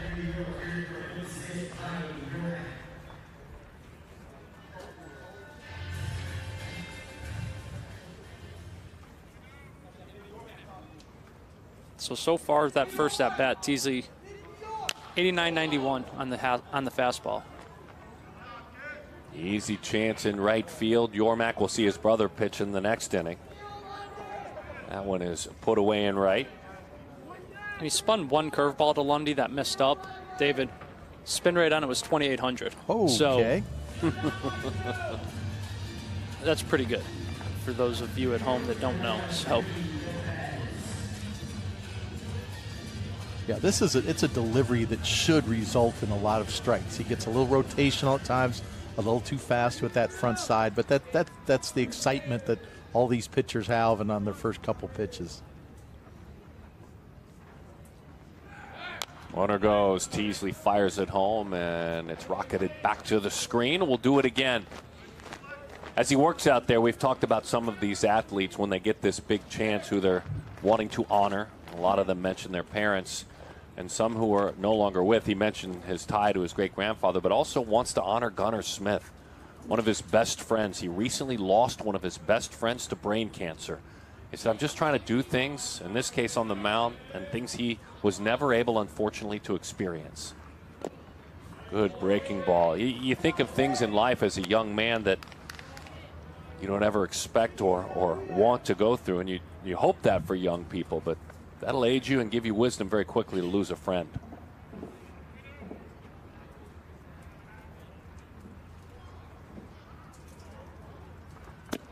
Kind of dropped down underneath that one a little bit. Almost looked like a quick pitch. And with a little sling on the fastball there. Top of the sixth inning, 14U Select Festival. Danny's down below. David, Jeremy, and I certainly glad you're with us. Big jump way inside. That one slips off the fingertips. And a stolen base. A little erratic here, but again, this is almost to be expected on a stage like this.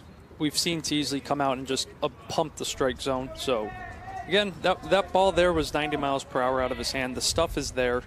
You just kind of have to settle in and he'll be all set. That's settling in, I'd say. 3-2 the count. Will Hayes had a really good first inning, looking back on some of the innings. It was a very clean fourth inning for Tucker Long. He was outstanding on the mound if you're looking at some of the West pitchers.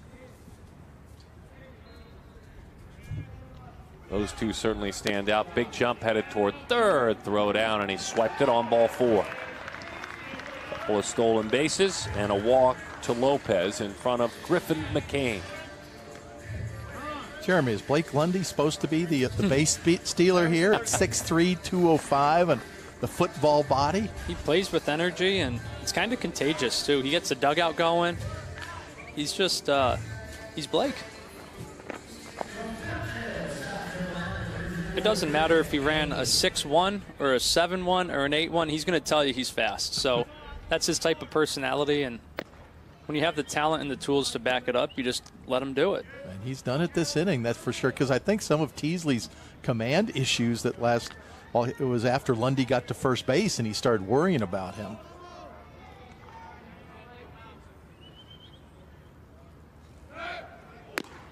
Runner takes off, in there standing up. Lopez with the bag swiped.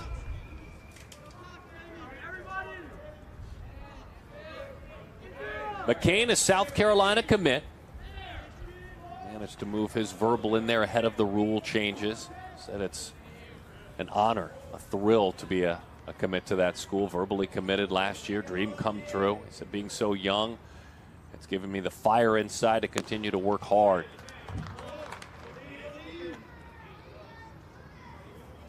I asked him in a decade, what will your life look like? He said, I hope I will have played SEC baseball well, gotten my degree, and then I'm playing in the big leagues with the Atlanta Braves. That's ball 4, and it's a wild one, and a run will score. So the East with an add-on. They're up 3 now. The Braves aren't a bad team to want to play for. That's what they're doing right now.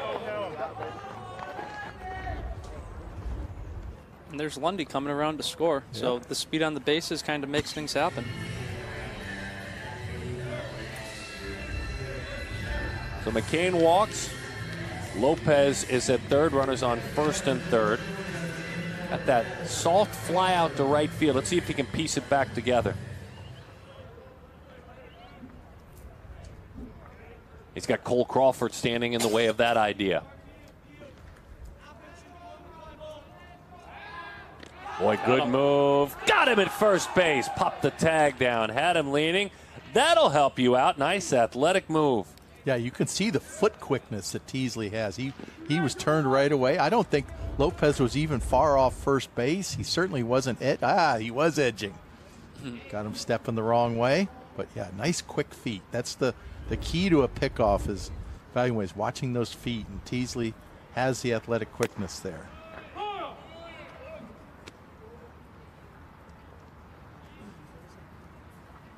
Cole Crawford thinks a lot of Donovan Tate, former 3rd overall pick in the draft.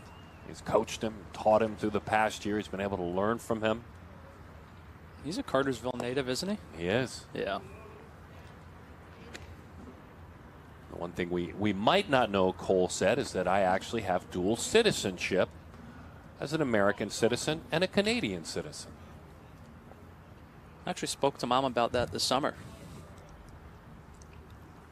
And? I believe she's the one who's from Canada. I said, does Cole have dual citizenship? And she goes, actually, he does.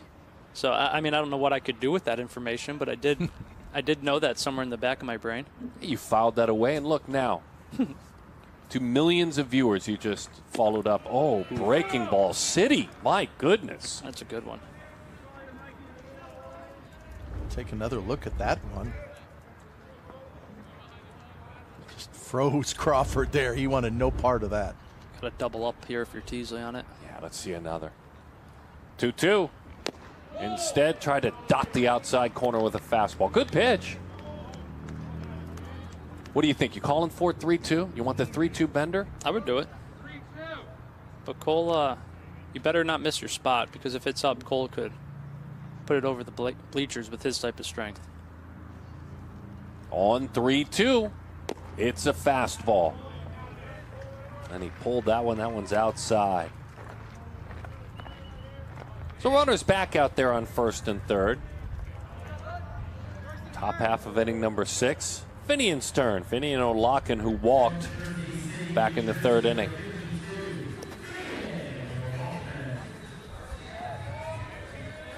Every fastball still David out of Teasley's hands, 88-89, so it wasn't a short little burst here of here's what I got, but still pretty big time stuff.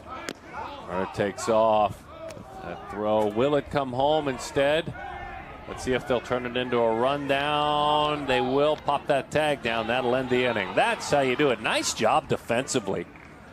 Really strong by the West team. They'll head back in. They're down 3. They'll look to do some damage with the lumber. David Ronsley, Jeremy Brown, Darren Sutton, Danny Wexelman, the storyteller down below. And then this man on the mound, his twin brother. We've already seen him play in the game. A couple of at-bats for Ryan Yormack. Well, brother hops up onto the mound. This is Derek Yormack, like his twin from Merrick, New York, Kennedy High School. You can see some really crazy good numbers down below. Gentlemen, how does he do it? I mean, those aren't even video game numbers. You're at, 2 strikeouts per inning, a sub .2 ERA. He's big, he's strong, but he throws a lot of strikes. Okay. It's a full pitch, a full arsenal. Been up to, I believe, 88 miles per hour with the heater. Again, he's another one who wants to get 89 miles per hour. He wants to crack that 90 threshold, but like his twin brother, another Duke commit with Broder Kaki, also a Duke commit being his catcher here. So a Blue Devil battery, if you will, here. So excited about this chance to see him work. The first man he will work against is Logan Schmidt. Maddox Lessard will follow. Noah Everly here at the 14U Select Festival. JetBlue Park, year-round developmental home, and then also spring training home of the Boston Red Sox. This yard, always great grub, great snacks, great perspective. A little bit warm today, certainly, but there's plenty of shade to be passed around for those that want to sit in the shade.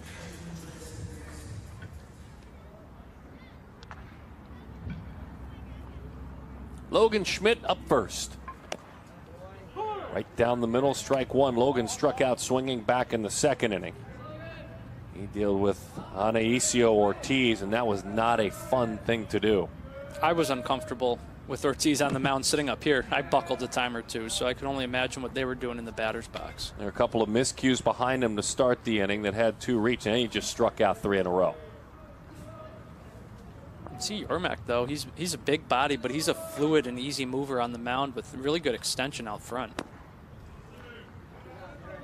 I think this has all the makings and foundations of a hard-throwing right-hander out of the Northeast, don't you, David? Yeah, you are very correct about the extension out front. I think that's something that he has been taught. It's been emphasized in his pitching training. You can see strides out and really gets out front with that release point.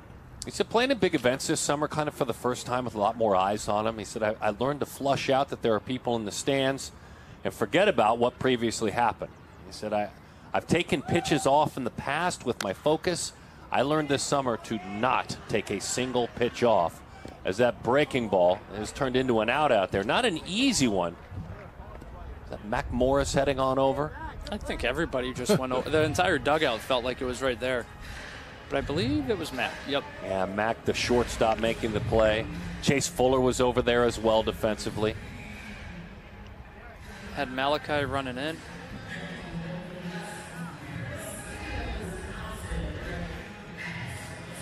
We saw a little collision in left center field earlier. I think these players are yelling and stuff. I think the excitement level is just so high right now with a lot of them that they aren't hearing, or they want to make the play.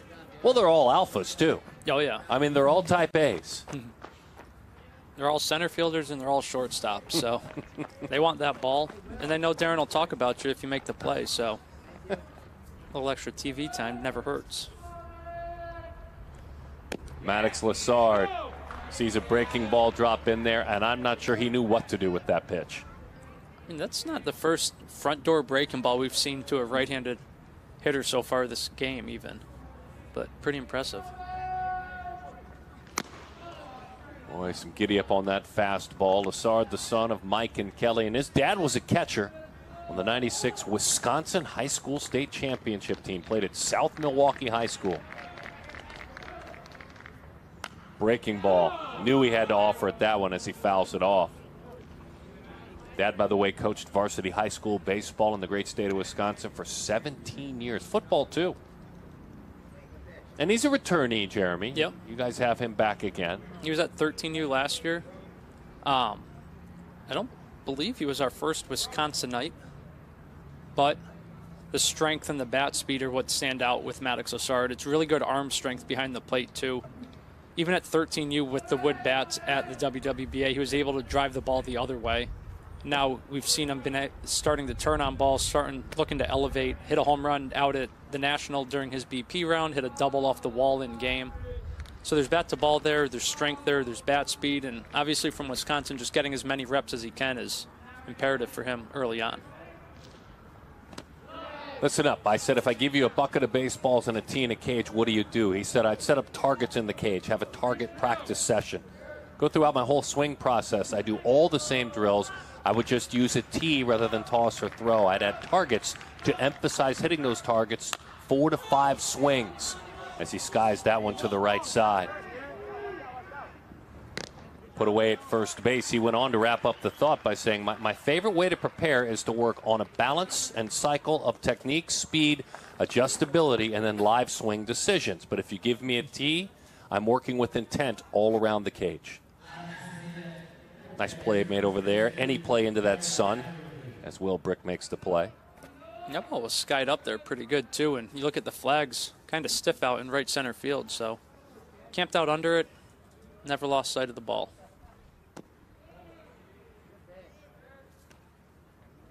Noah Everly for the second time. Struck out looking back in the second inning.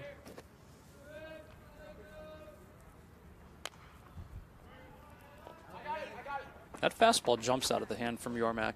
And it's also his ability to throw that curveball, and he's throwing it in the low 70s. So there's a 15, 16 mile an hour differential. That curveball slowing down the bats, and then the fastball, they're late on almost every fastball. The hitters.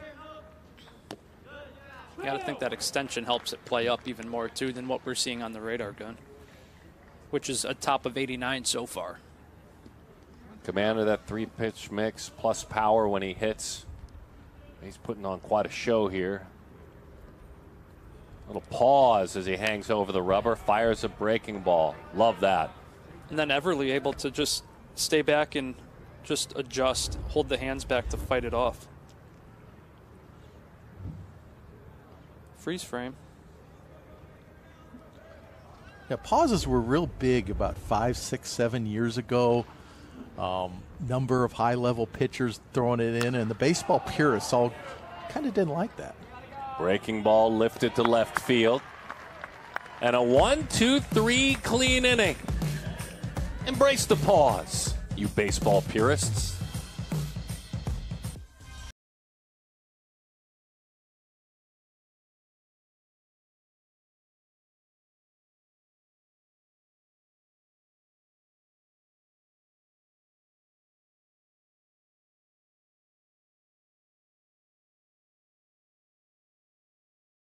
Facilities as well. Trent Buckley, the right-hander, goes to work.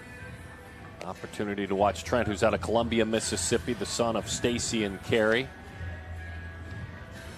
Plays for Columbia Academy. His 9th grade year is about to get going, and he plays for Joe Caruso's East Coast Sox travel team. So he's legitimately 6'4". And the guys really got along with him on the bus, asking him about the Mississippi ways of the hunting and the fishing and everything Trent does. And Drew Davis was there also from Mississippi, and they're like, yeah, we do this, we do that. And the guys from up north thought it was awesome just hearing them talk about what they do for hunting and their hunting seasons down there. But on the mound, he's going to throw you 87, 88 mile per hour fastballs with a really low release height. And that ball, when it's up in the zone, is just going to ride and carry its plane. Really good slider, and he's another one that from the start of the summer to the end of it just saw his velocity continue to tick up. We saw a shot a moment ago of Logan Stryker, one of the great heroes amongst these athletes, who's going to ring the bell, cancer-free next week. Golisano's Children's Hospital, as he threw out that first pitch, as that one is rolled foul. Finian O'Loughlin hits again. That hospital trip is definitely the best part of the entire weekend. And you get to see these guys not as baseball players, but just as kids. They're 14 and how they interact. And it was basically a rush to the elevator to see who could get up first to go play with them. hang out with them, color with them, play baseball games with them. That one is high, 2-1 the count. D, what do you have for us? Yeah, well, I talked to Finian earlier today because he told us that he's been drumming since he was in kindergarten, guys, playing concerts with bands. And I said, well, what was the name of your band? He looked at me kind of sheepishly, and he didn't want to tell me the name. And I said, come on, just tell me. He said, it was the Cyclones. And I was like, that's not that bad. He said, my parents got me the drum set for my 8th birthday, and so he's been drumming since. It's a little hard to fit it in between all the baseball activities right now. He's also a huge Star Wars fan. He looked at me, he's like, yeah, I'm kind of a nerd, honestly. But I think the most important thing that I learned about him from last year to this year, D. Nah, that's good. It's an easy chance. Finish your thoughts. Yeah, he said, I really wanted to make it to this game. It was really important to me. And he said, last year to this year, I made sure that every at-bat, every pitch mattered, because this game was of the utmost importance to me to get here, D. Yeah, good stuff got the sticks in his hands, playing the drums. No drummer for the Cyclones is ever going to be called a nerd. I'm sorry. Yeah, drumming for the Cyclones, loving Star Wars. It's kind of cool, actually. And a good baseball player. And your name's Finian? There's so much cool about you. I'm just going to say I'm never going to buy my Finn a drum set, ever. I was going to say, that's brave parents. Is your son's full name Finian? Finnegan. Finnegan, okay. But I have a 4-year-old nephew across the street who might be getting drums for this Christmas from me. So we'll see. But they are not coming to my house. Revenge is a sweet medicine. Be careful there, Cowboy. Be careful with those gifts. 0-2 the count. I mean, this is some of the best stuff. It might be the best stuff we've seen from Trent Buckley so far. He's just coming out here and throwing pellets on the mound. 88, 89. We haven't seen 89 from him yet this summer. So yeah, and this is classic drop and drive mechanics. And if he's throwing the same way, same mechanics in another year or two, throwing 93, 94, scouts are going to love that with that verticality of that pitch. There's probably some serious vertical induced rise on that.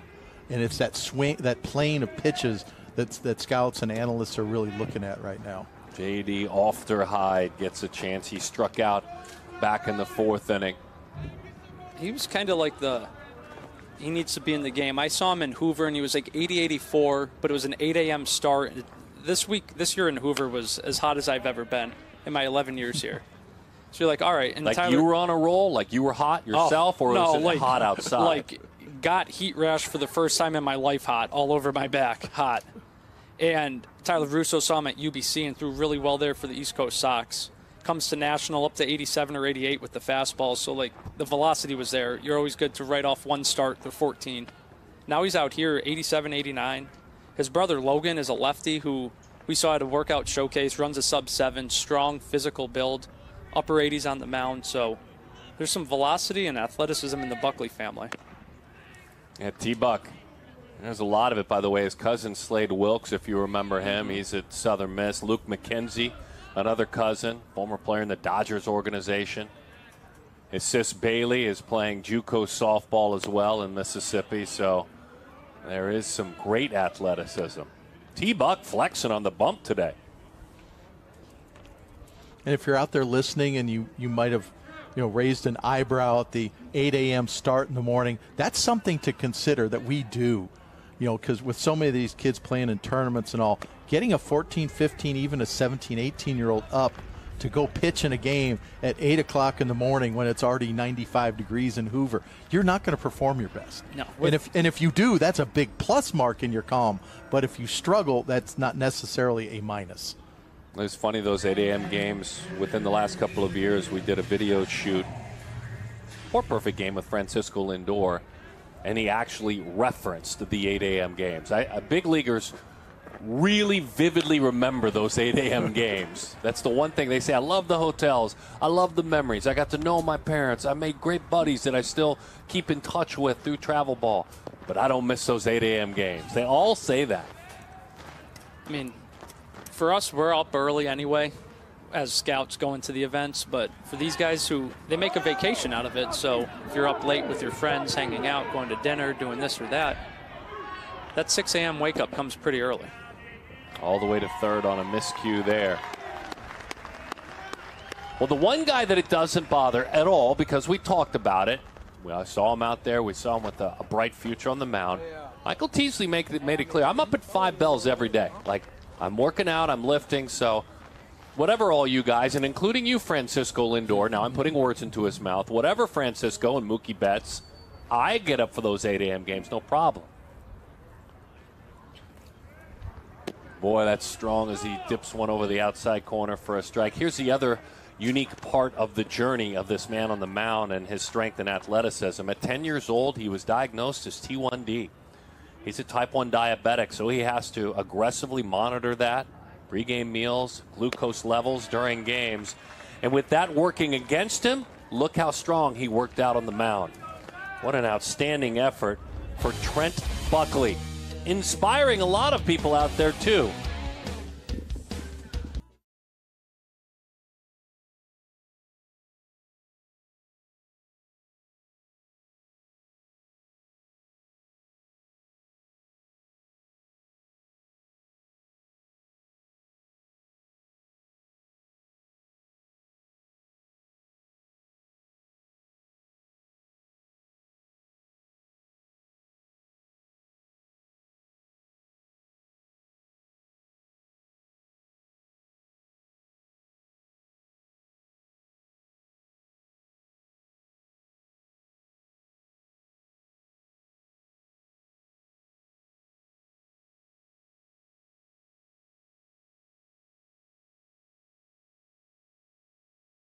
Is his given name. Harry Jr., obviously. Chubb is the nickname. That's part of who he is.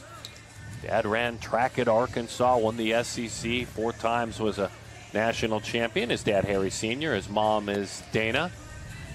Top 20 player in the United States in the class of 2027. And how does he get outs? Oh, he gets them in a variety of ways, whether it's the fastball or the slider. You see the walk numbers are up there. There's 1 or 2 starts where things just weren't quite correct for him, and then he figured it all out. Everything was 100%. He came out down in Hoover during the WWBA and just carved. And I think it was a no-hit 5-inning outing where you're going to see the looseness, the fluidity. He ran a 6.66 at the Nationals, so there's obvious athleticism. He brings that to the mound. He's got that full hands-over-the-head operation, really loose arm. Really good athlete. He's been up to 88, throws a slider, throws a cutter, runs a fastball. So he's really good at manipulating the baseball, and he's fun to watch on the mound. And this is a fun matchup against Carter Hadnot from Rialto, California. Great athlete as that one is fired way inside and off the plate. Hadnot, basketball and soccer and football, baseball as well. Back-to-back state championships in football. And we really didn't have the opportunity to give Hadnot the credit the other inning when there was that rundown play, runners on first and third. And he did such a mature job of not only being patient with both runners, but putting himself in a position, the right place on the field to control the play and eventually get an out that, quite frankly, at this level, a lot of players will botch that play up and the run will score. Miami commit, very happy with his decision, that verbal commitment. That's an uncomfortable arm angle as that one fires home and it's fouled off. So first 3 fastballs, he's gone 87, 86, 89. And the 89 was a 2-0, kind of looked like a get-me-over, really, so that he wouldn't fall behind in the count. But the ball's coming out of his hand pretty hot. Harry Jones Jr., Carter Hadnot. Outside corner, that's strike 3. David just fell out of his chair, so someone's going to have to help David up because he just fell. That was a sweet slider right there. Now, I'm just thinking Jones with that delivery, it's deceptive, the arm action is different. Throws a nice tight slider there to the left-handed hitter right on the corner. Yeah, 80 miles per hour slider. Just Carter, you saw at the end of that little clip there, he looked back at Chubb and said, "You got me." You got me on that. Now, I love this package, 6'3", 170. Obviously, hugely athletic. You have to be athletic to repeat that delivery. But then the 6'6" runner part of it, you know, and he's still 14 years old. And we talk about these as 14-year-olds. It's a 14U festival, but a lot of these kids have since turned 15 and such. But Jones still has a couple months before his 15th birthday, so he's one of the younger players here as well. And I'm liking what I'm seeing.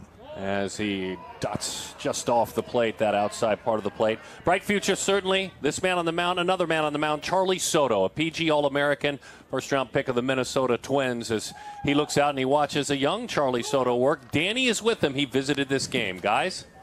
Yeah, D, thanks a ton. Charlie, so excited to see you. Congratulations on the draft this year. You came back to watch these guys, but how has it been for you so far? It's been great. You know, pro ball is a whole different lifestyle. You know, you're going to play with guys, 25 years and up. Me being 18, it's been a great transition, but I mean, this is what I worked for all my life, so it's been great. Yeah, all that hard work we talked about, we've seen you put that work in. What's something maybe that surprised you so far about what life is like as a pro guy? Just the amount of tools that we have in pro ball. You know, we have access to everything, whether it's, any nutrients or any pills or anything like that. You know, we have all access to that. You know, before I didn't have a lot of access to it, but you go in that training room and you have everything accessible. So this is our 14U age group, right? You were at the All-American Classic not that long ago. How did that experience help shape you and maybe help get you ready to be a big leaguer? Yeah, I mean, first of all, we were playing in a big league field, which is, unbelievable. That field was beautiful. But, I mean, just the competition, all the big guys. I mean, Walker Jenkins, also a Twin. I mean, just getting ready for that pro ball, all the great hitters, all the great pitchers, it definitely set me up really well. Last one is, what advice do you have for these guys? I know there are a ton of people watching at home right now, and these guys want to be you one day. What do you want to say to them? Just have fun. I mean, you guys got selected into an All-American game for your age.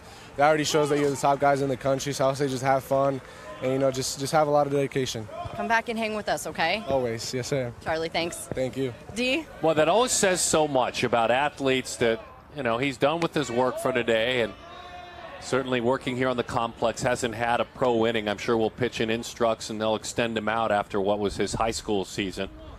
But it always says a lot that they come and they want to hang out with the guys, hang out and pass it along, as that one is fired outside. I know for you that's a big part of those fences you're constantly putting together. Absolutely. And this is not Charlie's first time coming back. He was here last year as well. And during the 14U World Series out at Boomba, he lives close, he came out and hung out and helped with the Diamond Cast. And I'm like, Charlie, you're getting drafted in 2 weeks. He goes, yeah, but it's a Saturday and I want to come hang out. So he loves it. He's coming back. He's giving back. You see him now down there in the dugout just hanging amongst the guys, probably answering a bunch of questions, when he very well could just be back at the hotel room and shut it down, take a nap after doing his instruct type stuff. He went from 20 to 2023 with an increase of 14 miles an hour in his fastball velo. Last summer at the Perfect Game All-American Classic PG National, those kind of events. And then earlier in the spring, he touched 98 miles an hour. Heck, took some ground balls on the infield a couple of years prior to that, threw 97 as an infielder. Yeah, until Soto was a junior, he was a primary infielder, but then grew to 6'5", 190, and started throwing hard like that. And it quickly became obvious, much like we were talking about Graham Keane earlier, that the body and the arm was going to end up being a pitcher eventually. Fired down. That one sails just a little bit. Nice effort there trying to pop the tag down, sneaking over. Lucas Ferrara thought he got him. He thought, I might have snuck the tag down in there. Good effort by Lucas. He's a good athlete in Ferrara, and somebody we've seen. He's no stranger to PG events, but look at the cat. He went between the legs. I almost think you got to call him out just on the athleticism of it. That's like a bang-bang play at first. Into the middle of the diamond. On a backhand, turning, firing! Wow. In time! Wow, what a play! Defense, putting on a show. First, the incredible tag. I didn't get the call. Let me give one more chance of getting the call. From the shortstop position. What a scoop. Wow. Love the play, love the play, love the play. Incredible.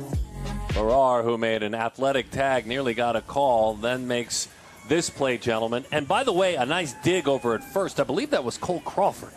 Was Crawford at first. And the ball ricocheted off the mound, off the rubber, got into the air just a bit for him to scoop. And that's a third play, really, that he's made. A pretty incredible, You shouldn't be doing that at 14. Yeah, let's remember the slow roller to third when Ferraro was at third, where he pivoted, showed the body control, and threw a strike to home to get a runner. Love it. Love the effort, the athleticism. This is a large human being. I'm shocked that we even call this the 14U game, but that's the age group in which he falls. 6'3". He kind of stands out there with those broad shoulders, just George Ferguson, like he's about 6'8". Just a massive man. He's a Texan. He is from Abilene, Texas. Can play on the corners as far as defensively as well, but this is a right-handed pitcher, his travel team, the Texas Angels, a freshman at Abilene High School. It's a cliche of sorts when everything's bigger in Texas, but I mean, if the shoe fits, and it certainly does with George here, he might be the least known guy here in terms of being on the prospect scene. You see 12 innings, but he came to the Sunshine South Showcase, threw on a field, up to 85, and our guys texted and like, hey, I really like this. Tyler Russo was there, went over and said, yes, he needs to be at National.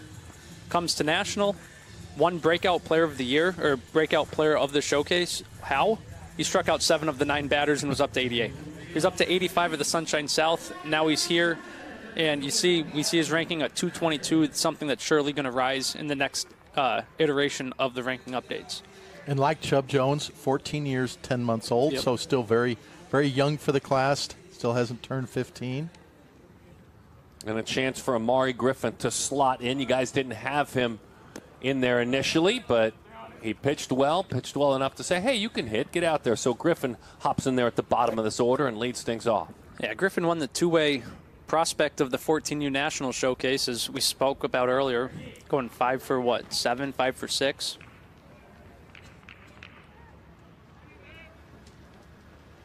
.63 pitching to 6'3" right now. I want to emphasize to everybody watching, I go to about a dozen 13, 14U showcases a year, regional showcases, and maybe the average player, 14U player at those regional showcases might be 5'9", 135 pounds. These are not only exceptional athletes, speaking to their athleticism and their baseball tools, but they are also just big, strong young men for their age. And that's exceptional for the age group. And it doesn't mean that when you're 17, you're out there looking and say, wait a minute, I'm 13, 14 years old now. I'm not going to get anywhere close to this big.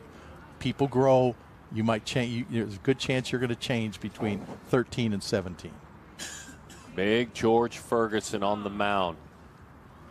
Wanted to make sure he gave a lot of credit out here publicly to Tyler Hale, been his pitching coach for the last 7 years, played for Arizona in the 12 College World Series. That one rolled into center field. Amari with a base hit. His mates like it, gets them all excited for sure. So we're seeing right here with George, 85, when was that showcase? It would have been a early spring showcase, Sunshine South, just beginning of the summer, 85. Comes to National a month ago, touched 88. First pitch out of his hand, 89, 88, 90, 89. Is there a little adrenaline? Sure, but this is an arm that's just going to continue to grow into that big Texas strike-throwing, hard-throwing right-hander. I think would be safe to kind of assume at this point. Breaking ball just never got there. Hits Chubb Jones Jr. Both of the pitchers who are well-rounded, all-around players, grabbing it back. Griffin and then Chubb thinking, maybe I don't know if I should have hit. I don't know that that's what I wanted. We'll get back to the regular order with Malachi Washington at the top. And Malachi now gets to swing it with a couple of base runners out in front of him. That's always a good thing. And a bit of a challenge now for George Ferguson. You've seen the way he uses his frame to his advantage to really power that ball downhill. Might be tough to double up with the speed on the bases. You got 6'8", you got 6'6" on the bases, and you got 6'6" in the batter's box. So There's a lot of speed right here. Again, they're 14. And these are some of arguably the 3 fastest hitters here, or the 3 fastest runners. So, but when it comes in hard, it comes off hard, and maybe they can turn something up the middle with the duo they got. Yeah, induced a ground ball, but just got through off the bat of Griffin. Well, Ferguson's also doing an exceptional job of keeping his delivery short. He was 1.06 to home plate on that. He had a slide step, and if the runners had chose that pitch to go on, somebody was going to get thrown out. It's a really short stride, too.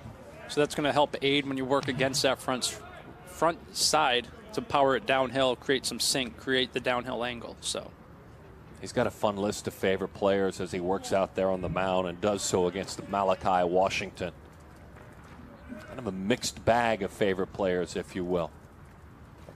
Runners take off, swings right through, and that one popped loose. It was a double steal that time.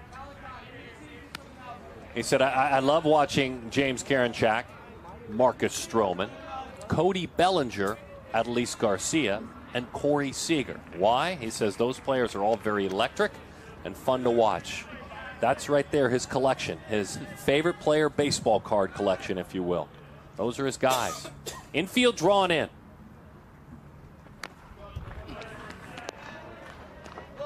That's chewing up some hands. Yeah. Well, Washington had a big cut on that pitch where the double steal was successful.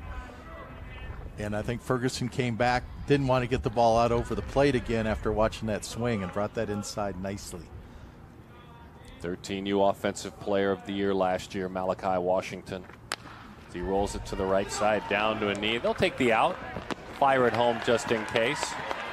That does play to run. A little bit of celebration on the right side, but a nice play out there at first. That one had the chance to do some handcuffing. I mean, nice play there from Maddox Lassard, too, as a catcher, just to get it. Obviously, it was a simple play there, but then he spun, did a full 360, and delivered a strike to home on, made it closer. He was Amari was going to score regardless, but just a closer play to see the footwork around the bag for a primary catcher. I was thinking about if that ball had gotten down the right field line, watching Washington run would have been kind of fun, too.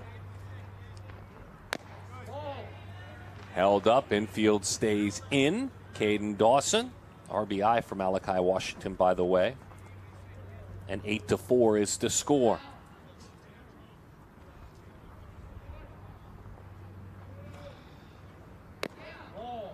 Never got there.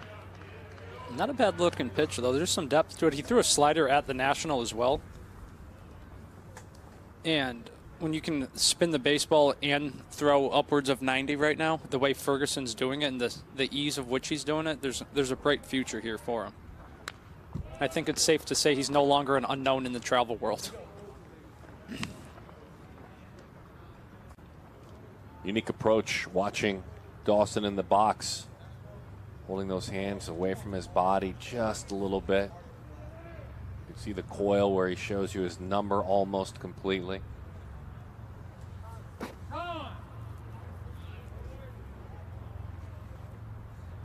I was talking to George because he's somebody I haven't personally seen yet at all this circuit. This is my first time live.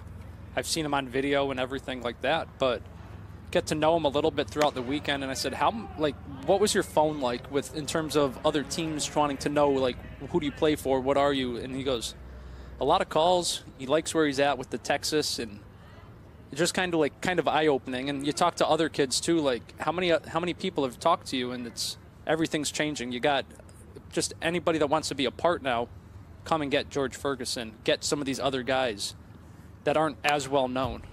Just think of how much the phone would be blowing up if college coaches could be calling them right now. No doubt. Now, that's a two-way street with college coaches. You don't think, and Jeremy, you know almost every coach in the country, I think. You don't think they're happy that they don't have to be making those calls? Yep. Now, they're thrilled. No doubt. They have an off season now. But still, if you're a Texas school and you hadn't known about, say, George Ferguson, you're getting that name and gathering that name for a camp. Get them on campus, get them acclimated, and just get them familiar with it so when August 1st comes, you can try to have some sort of relationship. Another nice play by Lassard. That one took a funky bounce. It was headed foul, then literally took a left turn and ended up fair. Maddox had to play it at that point. Another run scores. It's 9-4. Uncomfortable contact.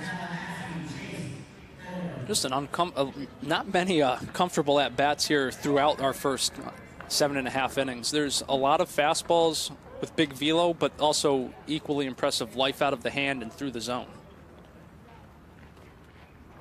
Here's Chase again, ties him up. There's that run in on the hands. Fuller 0-1 the count.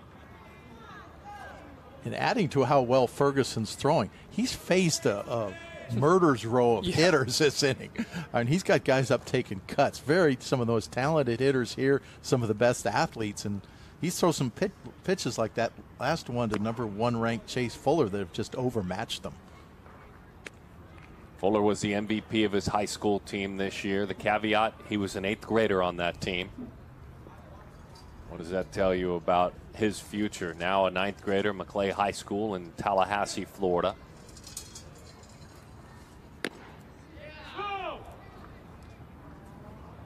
One and two the count. Brother Jordan played basketball at Mercer, then professionally overseas. Sis Jade played volleyball at UConn. Sister Jewel played volleyball at Boston College. As the hat flies off, that one's high. He won the 5-tool Player of the Year award last night. Ran a 6.71 at National, 91 across, or 6.73 through 91 across. He's been up to 90 on the mound. Won the home run derby. Pretty good collection of tools and kind of a justification for that award. I surprised him too. He was a good sport. We had an envelope that we kind of put a whole role play in with our partner in media, Jim Jenks. And Jim came in with an envelope, interrupted the gathering, and we had Fuller open the envelope and present the award for two-way Player of the Year to Jared Grindlinger. But he had no idea he was going to be a public speaker when he walked up there. And you know what? He did great. Yeah. He did great. That's back-to-back weekends you've gotten on 13U as well. And coincidentally, with the release of the 28 rankings, it was back-to-back #1 Players of the Year with Dexter McLeon doing the 13U and now Chase Fuller doing 14U. Ready for those press conferences someday. They'll do just fine. They took them all in stride and delivered it. 3 and 2 the count, 2 outs. Fuller really talking to himself right now. Well, right, he's uncomfortable now. He has a definite 2-strike approach. The pitch before that, he had really shortened up his swing. And still late on the ball. Yeah, good fastball up and away. You guys talk about the bright future for Big George Ferguson. The Texan delivers. Well, for the rest of the world, if you've never taken in spring training in Lee County, Fort Myers, Florida, let alone a perfect game event, do it. It's spectacular. This venue is gorgeous. JetBlue Park. It's certainly the Boston Red Sox home, but perfect game. They're lucky to share it. They're definitely roommates with the Boston Red Sox, who are good partners. And it's fun to be able to be here. Let's get to know a left-hander on the mound. He's from Viera, Florida. Gabriel Norman can also play first or in the outfield. He's at Rockledge High School. FTB Phillies scout team. Jeff Hoyle, his coach. And some of the schools that he thinks about: Florida State, Florida, Miami, the son of Jennifer and David. Left-handed pitcher Gabriel Norman. Look at that ranking, by the way. You guys think a lot of his work. Yeah, it's an upper 80s lefty. What's not to like about a 6'3" lefty, higher slot, downward angle, good breaking ball. He really burst onto the scene at the end of almost last summer, like the very last event at 13U. Rode that momentum into the fall with the FTB Phillies scout team down at West Palm. Continued to kind of rise and see that mid-80s fastball tick upwards, 86, 87, 88. And then again this summer, just continued to miss bats. You saw, I think it was 99 strikeouts this summer. So there's something there. That number just leaps out, the almost 2 strikeouts an inning on big volume. He's thrown a lot this summer.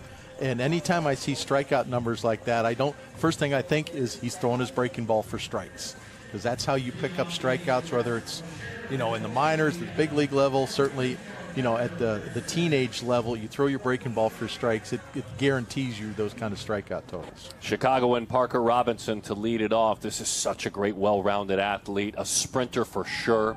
Third in his conference in the greater Chicagoland area in the 100 and the 200. He anchored the 400 relay, second fastest time in the state, top 20 in the country. P-Rob, Lake Central High School, Chicago. Maybe he'll give us a run time home to first. Fastball sails up and in. Played for the MLB Breakthrough Series team. They do such great things. Was invited to be a part of the Hank Aaron Invitational, wearing number 44 in this game.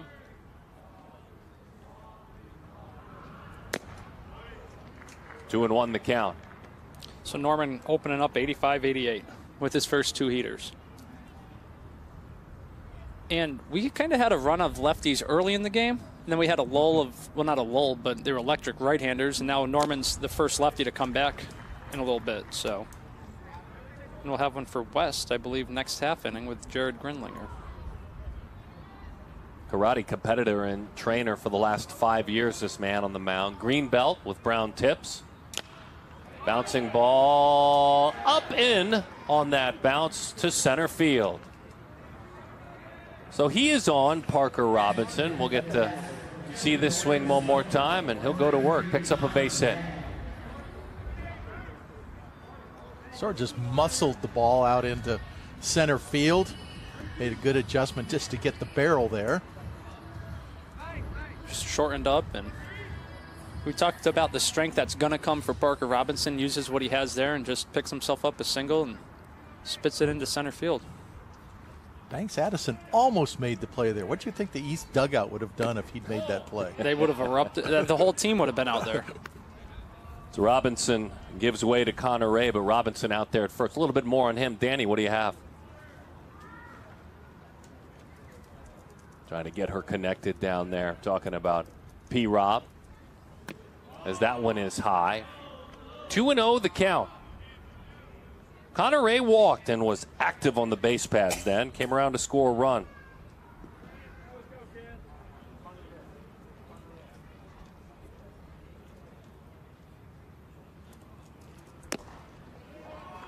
That one dives outside, just trying to find that spot. Falling off a little bit toward third. The arm just not catching up.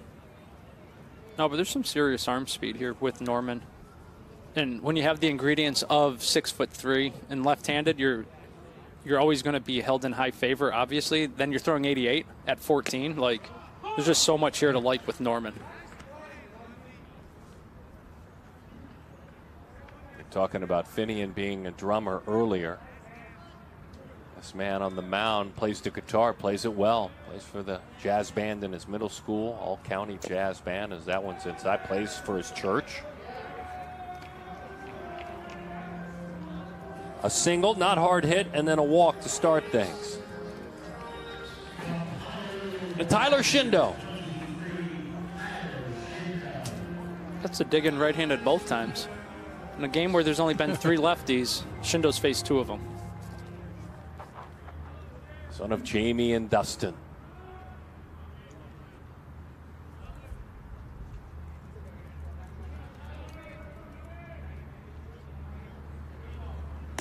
I believe our All-American Key is from Hawaii, is going to IMG as well, right? He is. Correct. Alkai Kea. Yep, he absolutely is. That's a challenge.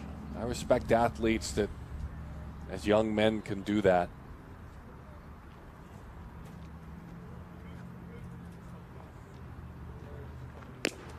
Good fastball. That's just not going to school or going to a prep school a half hour away. You're talking the other side of the country and then some. Yeah, but with Kia, with a senior, yep. You know, you can understand having the maturity. Kia's traveled since he was in the Little League World Series. You know, when you're talking about a 14-year-old just entering high school, that's a completely different environment and a completely different adjustment. Good looking pitch there. Norman sitting right there in that mid 80s with the fastball, still bumping 6s, 7s right there on the ball up. But he's doing it with ease too. Robinson out there at second, trailing behind Ray, and a step off.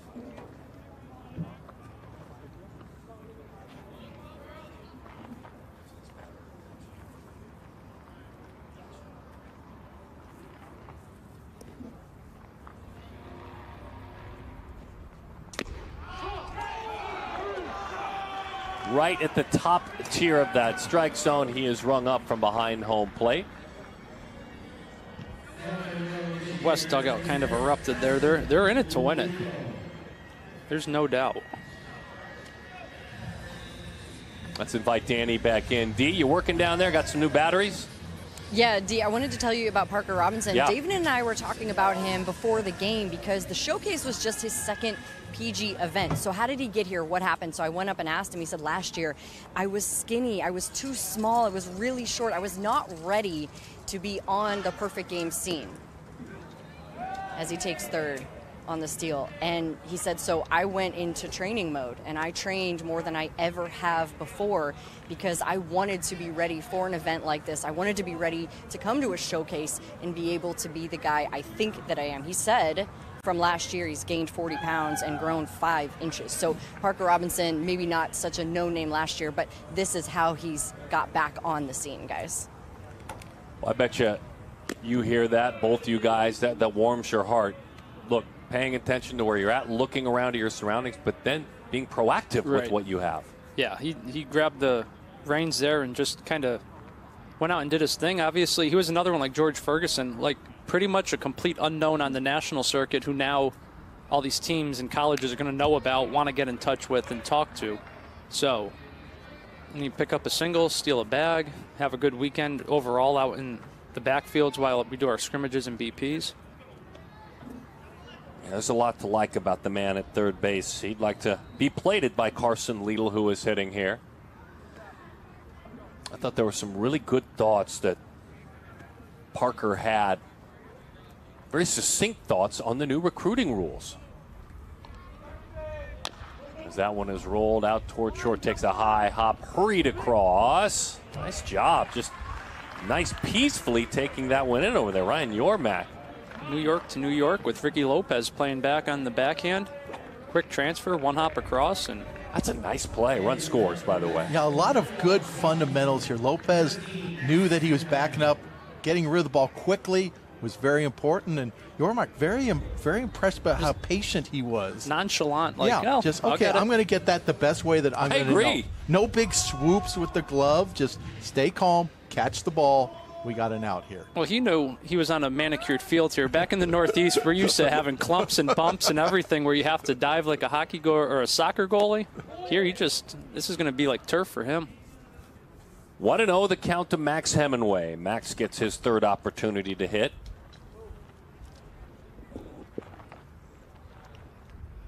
Connor Ray at third base was very aggressive coming off the bag on that first pitch.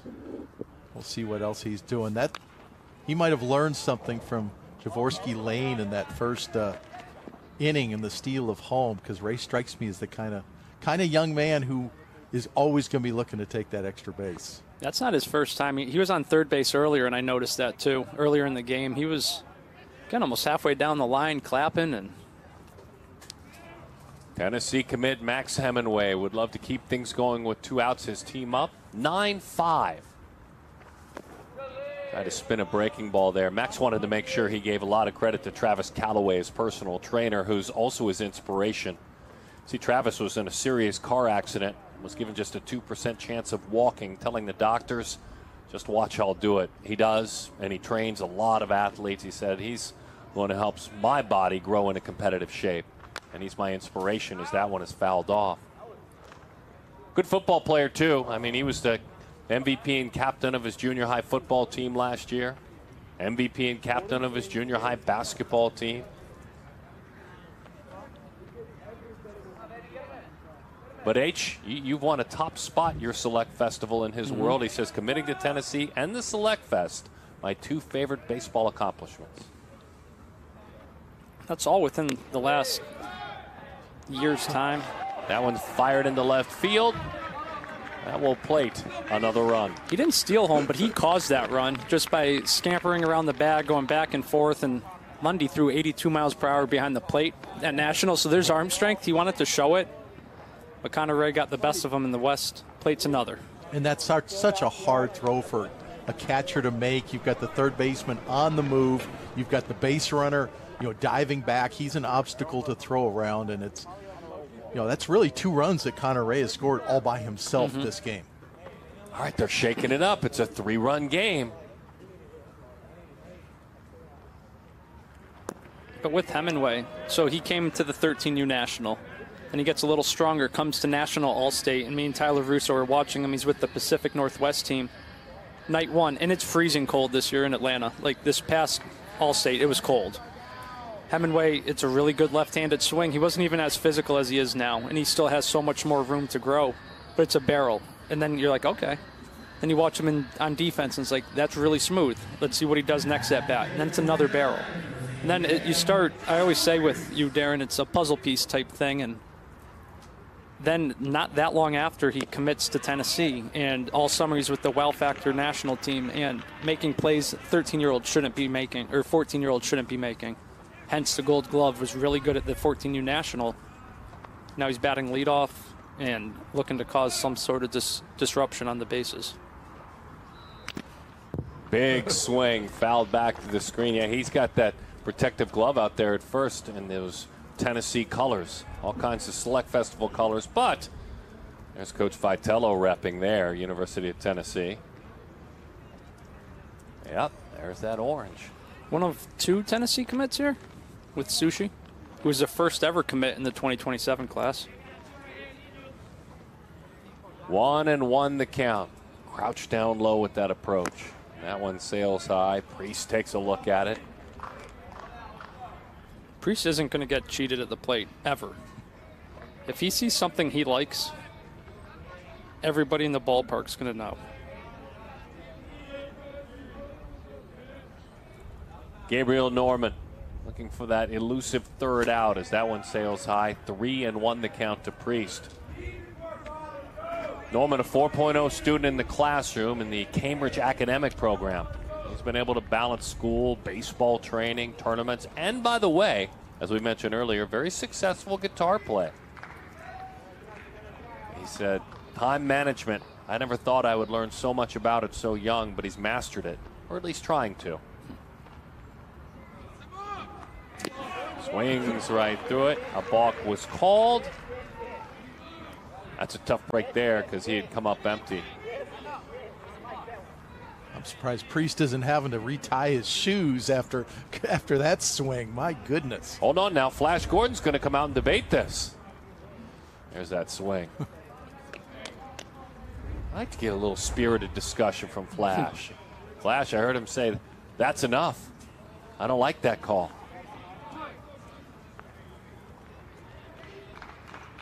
Three and one the count. That's high. That's ball 4. I don't think Priest likes walking either. He had a little bit of disdain on that. It's, come on, let me hit. Flash is going to visit now. Let's try and calm down the left-hander.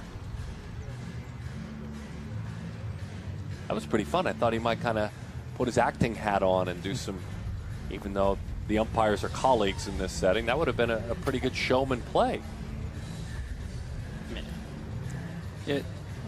Priest doesn't want to walk. No. I wouldn't have been surprised if he swung at it just to foul tip it so he got another one either. That's a great graphic, isn't it? Only pitcher in MLB history with 100 wins, saves, and holds. He was a starter, he was a setup man, and he was a closer. Jeremy, do these players know who Ryan Klesko and Flash Gordon and Charles Johnson are, really? So I'm going to say Charles, no. Flash, yes, because D and Nick Gordon are in MLB The Show, and Ryan Klesko had a card in MLB The Show. That's the only way. Years past, they go, are you D. Gordon's dad?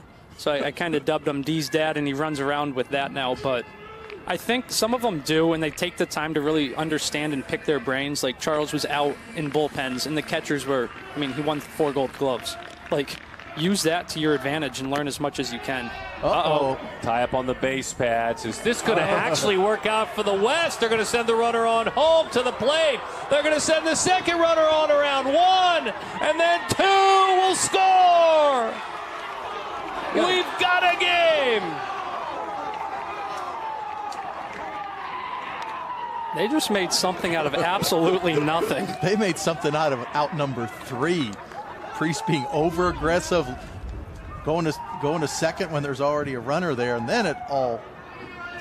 Okay, now we got a problem. Now we have a bigger problem. Watch Priest run after this. That bobble. Stopped and accelerated and really never missed a stride. All right, Javorsky Lane now. He stirred it up. He's stolen home in this game. It's a 9-8 game. The baseball fan in me has always said one of my favorite ways to win a game if my team is losing is to win that game in the bottom half of the 8th inning. because then all of a sudden it's zing zang, 3 outs and you're done. Got to get another base runner on out there and then one more. Need it. But I mean, a Jaworski single or a walk here quickly turns into a triple within 5 pitches. Just, you know, he's going to steal and be ultra aggressive. Though a Jaworski speed against a Lundy arm matchup would be fun to watch. Comes up empty on 2-0, 2-1 the count. I'm outnumbered on this broadcast team. I've got 3 East Coast people. And I'm the West Coast-ish guy, Arizona, but born on the West Coast. So we have no favorites, but I'll rep the West. 2-2 the count. Swing and a miss, big strikeout. There's a bright future for that left arm. There was some shenanigans behind him on the base pads. Excited to see Gabriel Norman in the years to come. Well, we've played for a bit, and we've taken some time off the clock, but it's essentially come down to this. 1 inning. It's a 1-run game. Jared Grindlinger never has a 0 felt more important than when your team rallies and starts adding and adding and adding for you to throw a 0 up there. Primarily a first baseman, but again plays for that Huntington Beach program, such a special and unique program. Benjamin Uri is the coach, but when he does pitch, he'll pitch to his brother this year, the PG All-American who works behind the plate. Grindlinger, though, now left-handed pitcher, guys. So he's the youngest player here at 14.4 months, meaning should he have been born 2 weeks later, he would have been in Knoxville last week as the 13U in the 13U game, yet he won the 14U two-way player of the year. So that speaks to the talent that Jared brings to the diamond, whether it's on the mound or at the plate. Yeah, and when I saw him at 14U National, I didn't know any of this, how much he'd grown. I didn't know how young he was. I just know that I loved him on the mound. I know he's a primary first baseman, obviously a two-way player, recognized as such. But I loved him on the mound. He was up to 88, gets huge running action on his fastball, and has a big sweeping curveball that kind of makes that action on the pitch the exact opposite of his fastball. You can see the run there on the fastball, and he's so athletic, he threw a lot of strikes. Will Brick, the National Player of the Year, earning the award last night, the catcher at this 14U age group's had a good day. He's walked, he's singled, he scored a couple of runs. So there's 3 brothers in the Grindlinger household, with older brother Brad, middle Trent, and Jared. And he said right now they all have a peak PG velo fastball of 88. So his goal is to get the 89 and have all the bragging rights in the house. How's he doing? Loading it up. Okay. We got 86 and 88 on his first 2. Oh, so goodness. He's hit 88 in multiple events this summer. He's quote-unquote stuck there, but 88 is a good place to be stuck at 14. He's going to be a fastball that was turned around, 1 out in the inning. Go ahead, D. When he's 18 to 20 years older, he's going to be throwing 88-mile-an-hour changeups. Right. With how easy he throws. And he's the one guy who shouldn't be putting on the eye black. There it is, 89. Okay, 89. He wins. He wins the family battle. His older brother, Brad, by the way, college baseball player. I believe it's Charleston Southern. Yes, going to Charleston Southern. And you talked about the brother who's a senior in high school, the PG All-American, who will catch him when he pitches. Trent, strike 1. Just filling up the strike zone. That's kind of what he does. Like it's a lower slot, but it's a pretty easy operation. So what's not to like? That had some serious life to it, too. Rolled out the first couple of steps to the bag. Logan Schmidt turns that into an out. 2 outs in the inning. Well, if you're the West team, this is what you want. Get us right back in the dugout. We had something good going. Yeah, I was saying about Grindlinger, he's the one player who shouldn't be putting eye black on because he looks so young. It's like there should be, you can only use it over a certain age because he's too young to be wearing that eye black. So baseball makeup, basically. That's a breaking ball and a good one over the inside corner for strike 1 to Sebastian Wilson. Wilson's had a good day. He's got a stolen base, a run scored. First time up, he singled in a run and his second at bat. I mean, this is huge for the West to have this type of momentum swing for Jared to then go, what's he, 4, 6, 7, 8 pitches in so far. So 0-2. Spoiled a pretty good pitch away. We're talking about how young. I'm talking about how young he is and how young he looks. But look at that look of determination on his face. He turns from being a, little pink-cheeked 14-year-old to a competitor when he gets that ball in his hand on the mound. Oh, he's a competitor, and we played a lot of MLB The Show, so if he listens to this, I need everyone to know that I beat him. But he will try to get into your head. He's going to play games, but it's all in a competitive nature. And he hit another 89, so the brothers can't say it was a fluke or a misread. He's got multiple now this outing. Well, I think that competitiveness comes from having two older brothers. For sure. I was going to say, and the craftiness, too. No you doubt. talked about the shiftiness. Yep. That's a survival mechanism when you're the baby of 3 boys and you have your older brothers. And his older brothers aren't small either. No. 2-2, breaking ball. That one's belted toward right center field. That one down. It will roll for a while. Hurrying on around is Sebastian. He'll stop at second. He was ready for that one. It's a double for Sebastian Wilson. Good piece of hitting there. We got to see the adjustment because he saw a couple breaking balls in a row from Grinlinger. The front side even leaked a little bit there, but the strength in his hands was obvious all weekend into the Home Run Derby finals, nearly tied it up in the last seconds. But to sit back just enough and to still drive it that far, you see the flags are blowing in. That's pretty impressive juice from the young Tennessee commit. Yeah, I think Grinlinger might learn from that in the future, that was probably a fastball, that he'd already shown him a couple breaking balls in the same spot. So that might be just a learning event. Down off the end of the bat, hangs up nicely in right field, though. The third out off the bat of Mac Morris. Jaworski Lane puts it away. The bottom of the ninth. Is there something special for the West? We'll see. Well, if you're going to spend 3-4 hours taking in a baseball game, you may as well enjoy the very best players at the 14U age group, and we're doing that. Danny Wexelman, great storyteller down below, certainly. David Ronsley to my right. Jeremy Brown also, and I'm Darren Sutton. Thanks for being with us. The final frame belongs responsibility-wise to William Cutshaw. The multiple position athlete serves as a right-handed pitcher. 10th grader from Eastside High School, Atlanta Braves scout team. Cuddy with the chance to lock this one down for the East. So primary second baseman is not something you normally see. Utility.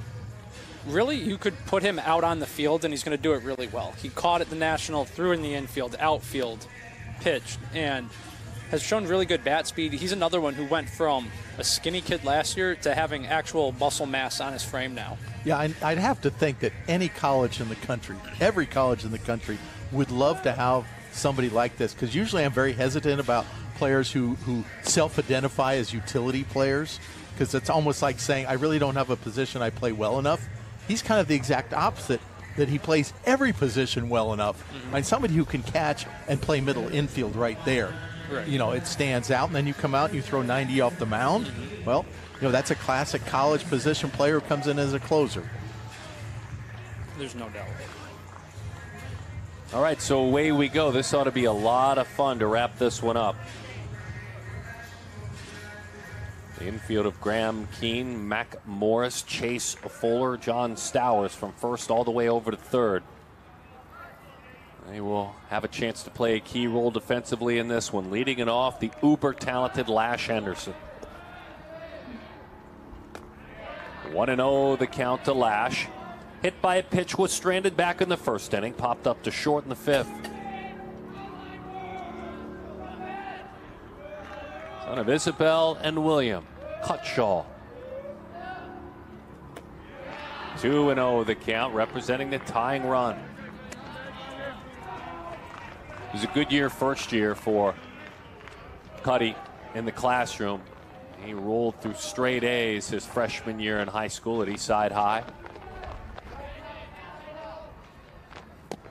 See just how simple that delivery is, too. It is. It's like very, very simple.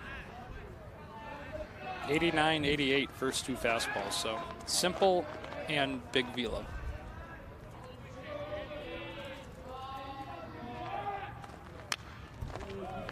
.30 green light. Back to the screen it goes.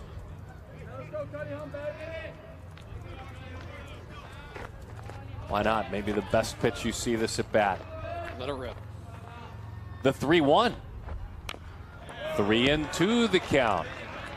Yeah, you talk about momentum, too, if you're Cuddy and you dig out of this hole. I'll take that first base dugout and turn the volume up. If he can throw a breaking ball for a strike, this is the time for it. Might be a gutsy pitch, wouldn't it? 3-2, outside. Tying run is on. Lash reaches for the second time today. The all-around good guy and talented athlete, Matthew Kelly, with his chance now. Made a great defensive play earlier in the game, an unassisted double play. Has walked, has singled, has just been everywhere today.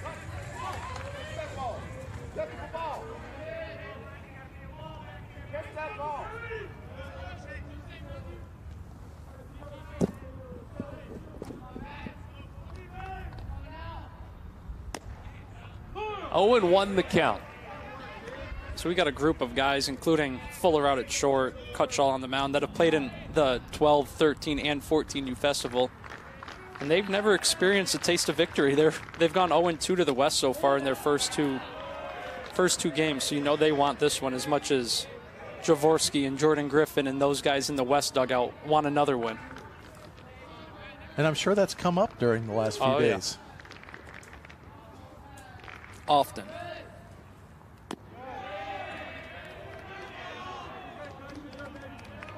Two balls and one strike the count to Matthew.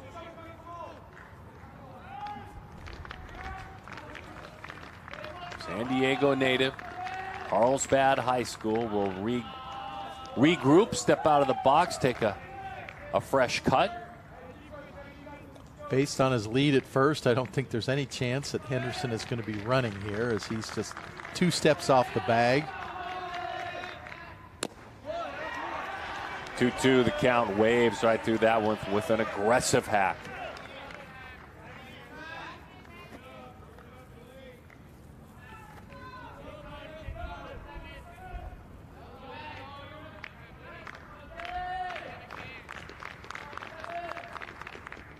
Breaking ball.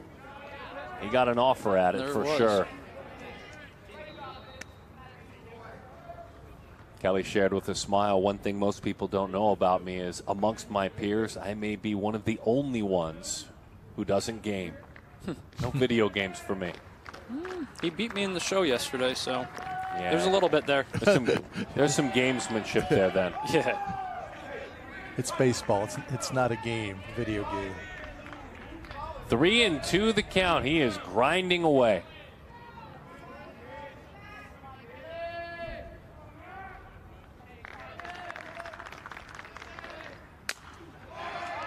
We'll do it one more time.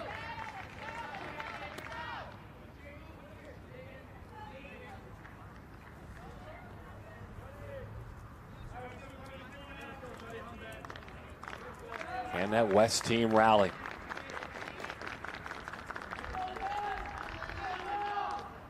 Three-two, uncomfortable swing. He went around, one away. 2 outs to a victory.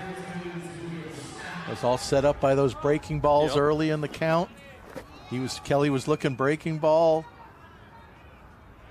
You see that one just take off too. That was half probably defense as much as it was trying to be committed to the pitch.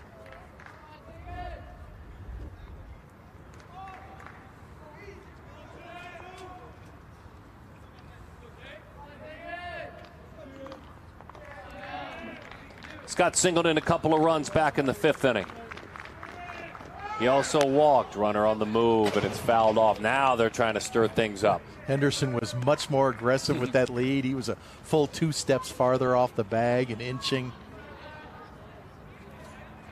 You don't want to make the first out at second when you're down 1, but now with an out, maybe try to stir something up. We still got Charlie Soto down there hanging out with the East. Somebody who loves being around it. Good pitch, just in and off the plate. 1-1 the count.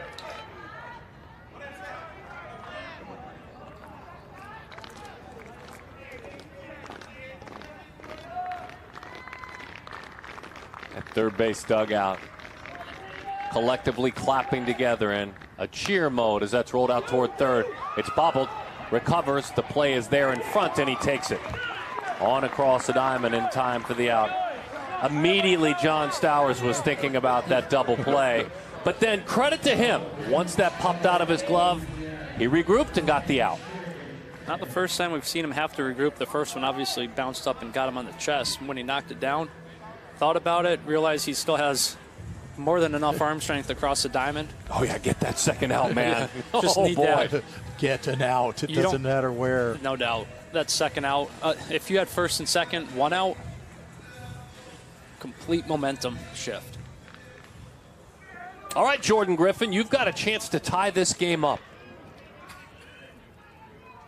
Cuddy wants to put it to bed. And that first base dugout, a sea of red. Phones are out. 1-0 the count.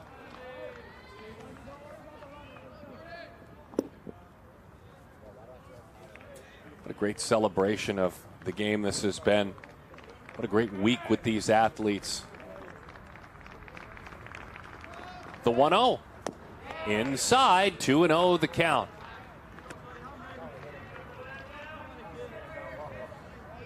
I think Flash Gordon is the only red jersey inside the dugout right now. 9-8 the score. Jeremy talked about it. He's looking to grab a win. It's been a bit. Popped up left side. That's a long run. Drifting back, still drifting over. Toward that corner it goes. That's a fair ball. Fair ball. That ties it up. The winning run is at second base. There's some dispute, certainly running in from left field, saying that was a foul ball. Looks like Sebastian Wilson's out there. Let's see what we see.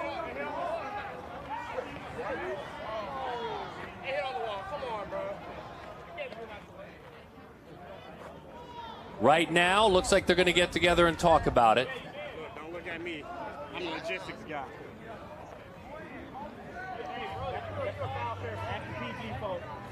What, do they got that tennis? And you guys know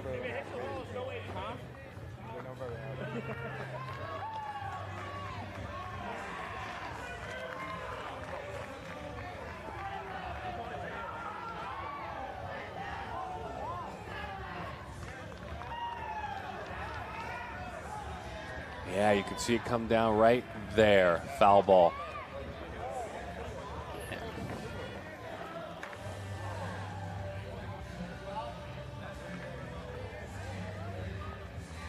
So that's a break. The umpires got together. They don't overturn it. That's a break there.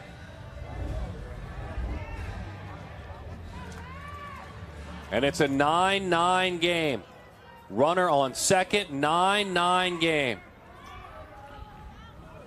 Jeremy, what do we do with extra innings? Never happened. So I don't know. Ouch. That hurt. Brings up Logan Schmidt. That was flush on the spine.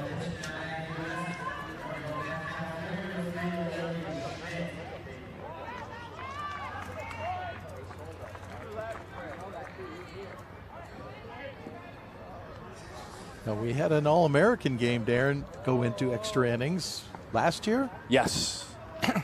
with an extra pitcher for each side and a 10th inning played against, according to PG extra inning rules where we load the bases with one out. I don't know whether that's available for this game or not with the pitching. Yeah. Well, so East still has Chase Fuller, who hasn't thrown at all and could throw. And Grinlinger did just throw about 10 pitches to get out of his inning. So East and West have an arm available for the 10th, but after the 10th, if there's still a tie, they even said it in the rules before we started, the game's a tie.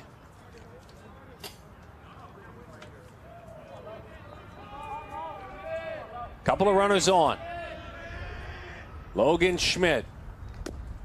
Logan Schmidt listening to you talk up here, guys, saying, I don't know what you're talking about. I'm about to win this game. So that's all well and good. I mean, he won a bunch of MVPs this summer as a hitter and had a really loud BP at National.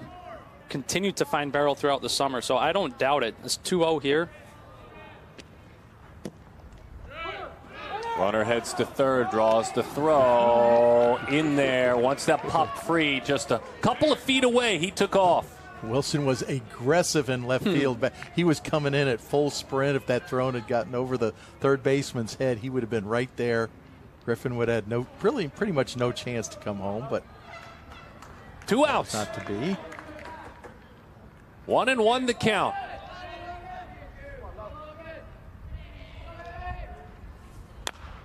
Laces that one foul, and so we'll do it again.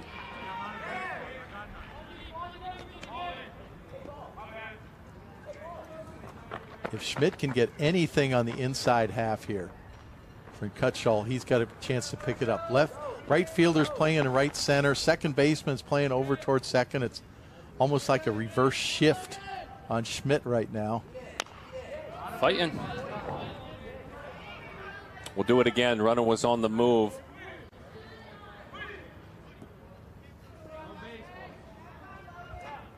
Yeah, that's what David's talking about. Center fielder playing way in.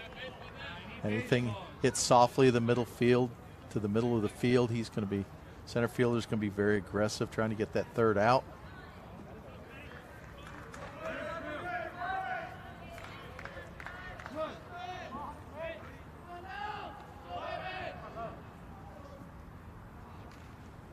Two, hanging around one more time. 9-9 our score. The West team on a ball that went up against the wall down the left field line, hugged that line, appeared to drop foul, got a break.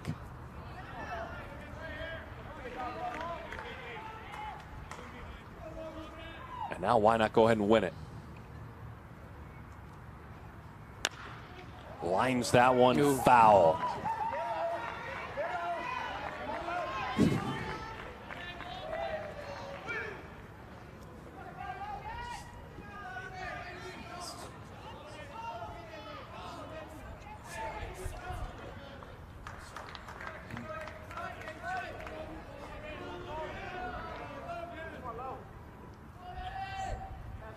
Two. Little roller, foul ball. He's fighting.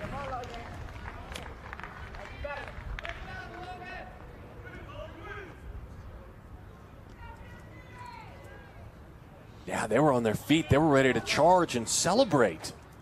Well, the West dugout's all out of the dugout too. They're ready. They're both locked and loaded. Maybe this pitch. What an at bat. And it rolls on. Half dozen have been fouled off with 2 strikes. A fabulous at bat. Logan, should he pick up a hit, it'd be huge, and it would be his first of this game.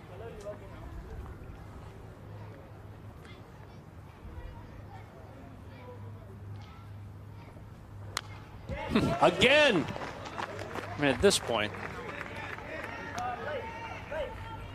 Cutshall and Schmidt at this point can't do anything but laugh.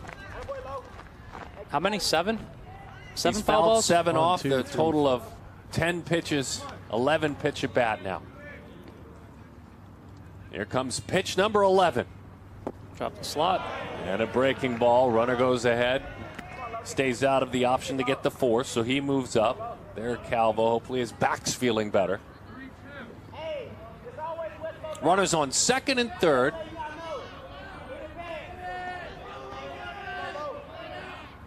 He deals it.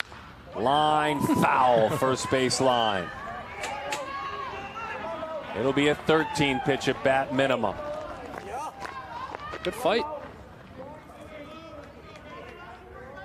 Good fight from the West overall so far. 5 runs in the last inning in 2/3. And so much of that done with aggressive base running, with Priest and Ray leading the way. Just keeping your head up, keep playing aggressive ball. Will they be rewarded? Maybe we'll find out this pitch. Maybe, maybe not. I mean, odds are it's going to be a foul ball, so let's see. Really good at bat, though, from Schmidt. With the game on the line, just fighting. And Cutshall just keeps throwing strikes. A breaking ball. It's a ground ball out to first. To the bag. In time for the out.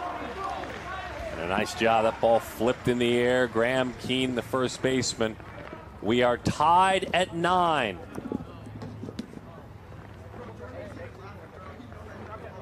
And we will see exactly what will occur as far as playing this game on. We'll be back with an update, 9-9 the score.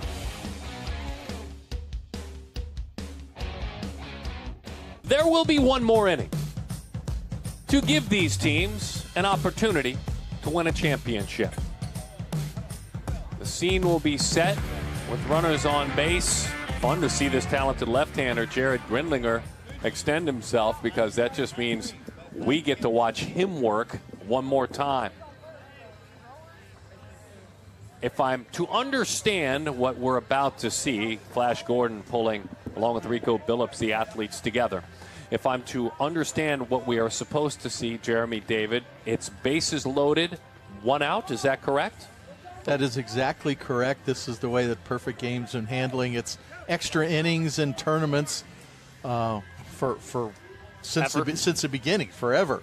And it ends games pretty quickly. I will tell you that. There's a lot of different strategies. You know, you can squeeze on the first pitch. There's so many different things you can do. It's going to put these kids under a lot of pressure. Grindlinger only threw 14 pitches in a beautiful top of the 9th inning. So, you know, he's in a good rhythm. And as Jeremy said, we anticipate seeing Chase Fuller, I would think, That'd be my guess, in the bottom of the inning. And, of course, things will work the same regardless of what happens in the top of the inning. West will get to come up with the bases loaded and 1 out. You know, things can happen like first pitch double plays. You know, and anything can happen here. Broder Katke leads it off. Bases full, 1 out. The talented left arm of Jared Grindlinger. What a treat to watch as that one sails up and away. He ended it with a fly out to right field. There was a double that was stranded, but it was a solid inning, to say the least, his last inning of work. Home run cut, came up empty. This strike thrower gets that first strike. 1 out, 1-1 the count. We've got double play depth in the middle of the infield. Third baseman's playing in. He's coming in if he gets any type of firm ground ball. 1-2 the count. Contact is king at this point, obviously, if you're Broder, as he takes a big exhale and digs back in. Been on base twice today. Drove in a run with the bases loaded walk. Into the catcher's mitt it goes. Look at that reaction. 2 outs in the inning. Bases remain loaded.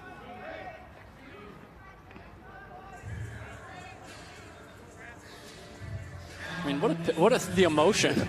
We talked about that. Got Broder to go up in the zone. And then Grindlinger reminds me of R.J. Cope last year with lets out the lion-type roar. Oh, I like R.J. Cope. That's a good mention by you. Talented left-hander, Georgia Premier Academy. But I like me some Huntington Beach High School, too. Strike 1. He's just filling it up. Yeah, the composure here is really standing out. The stuff is beautiful. The command is great. The composure, I think, tops them all. And he's still 86, 88, so it's there. And then if you're the West team, you're thinking, boy, if we get back in the dugout, we just need that 1 run. Just 1. Anything can happen with bases loaded, though. Let's watch this left-hander work. Lefty-righty matchup. Graham Keane awaits. Pops it up. Grindlinger's just not a comfortable at bat either with that slot and the life, and not to mention he's upper 80s from the left side. Yeah, sometimes you can't see fastball life on a center field camera, but having been behind the plate when he's throwing, he doesn't throw anything straight. He's obviously getting some ride up in the zone based on some of the swing and misses he's gotten. Got a little bit stuff-wise of Dodger Alex Vesia when he is right, getting those offers up. I mean, really, I mean, the fastball almost serves as a second pitch, the up fastball, if you will. And you know it. I mean, you start to realize your strengths. And you pitch to it, and, I mean, to be able to know what you're doing and how to execute it and still be so young is pretty impressive. That's exactly what he wanted to do. He overthrew it a little bit. You could hear it at home, couldn't you? Oh, yeah.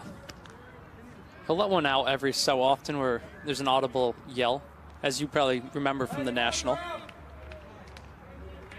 2-2 the count. Bases full. Top of the 10th. Just missed outside. Try to wrap a breaking ball around the corner. Good pitch, just missed, but very good pitch. Count is full. Off to the races with the runners.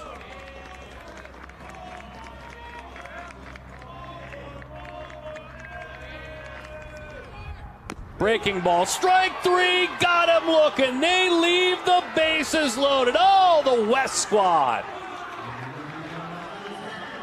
Oh, boy. Jared Grindlinger, the pride of Huntington Beach, California. Aha, big bros. Are you watching this? I throw the hardest. The 14U Select Festival, it's come down to this. This game will either end in a 9-9 tie, or it will be a West win. This is the final half inning of this contest. But 9-9 is our score. David Ronsley, Danny Wexelman, storytelling down in the dugouts. Jeremy Brown, Darren Sutton, and the number one player in the nation. There's not a whole lot he can't do. His name is Chase Fuller. Now, his back's against the wall. He's dealing with the bases loaded. But this gives us a chance to ask you guys, who is he as a pitcher? I mean, it's an unsavory, unfair almost to bring him into something like this. Bases loaded. For sure. Hey, game's on the line. You get maybe only 4 pitches if you don't throw a strike. But Chase throws strikes. Chase has a good breaking ball, and it's pretty electric arm speed. You don't throw 91 across the diamond by accident. He's been up to 90 on the mound in the past. The slider is there. With what he does with the bat and at short and the athleticism, it's just too much to trump what he can do, or what he does on the mound is just not enough to trump the other tools. But he's really good. He's won the 5 tool, and when you have 5 tools, it's going to translate to success on the mound. But the only important thing right now, Jeremy, is throwing strikes. Strike one, most important pitch of the game. I'm not going to be given a vote, nor will I ask for one, but if I were to be given a vote, my vote for MVP would be Grindlinger. Right there. My vote for MVP would be Grindlinger for what he did. Both innings. Yeah. I mean, you guys have made it clear we only need you to pitch one, prepare for one. He raised his hand and said, I'll pitch the ugly inning, the one where and it's my second inning. That's who I'd give the MVP to. We'll see who wins it. Didn't back down, but there have been great days for a lot of these athletes, but what a neat moment that was. Heck, Tegan Scott had a big hit. Yep. Jordan Griffin had a big hit. Here we go. But something with the way these rules are set up, Chase could throw one pitch, you hit a ground ball, double play, game tied. Yes. It can change that quickly. I mean, you got to bring your middle infield in. They're back. You have to bring them in. In at the corners, outfield playing. Ouch, that hurt. It hurt so good, though. The West victorious. They won it. It's a celebration. The West wins the 14U Select Festival here at JetBlue Park. Oh, what an edition. This 8th edition.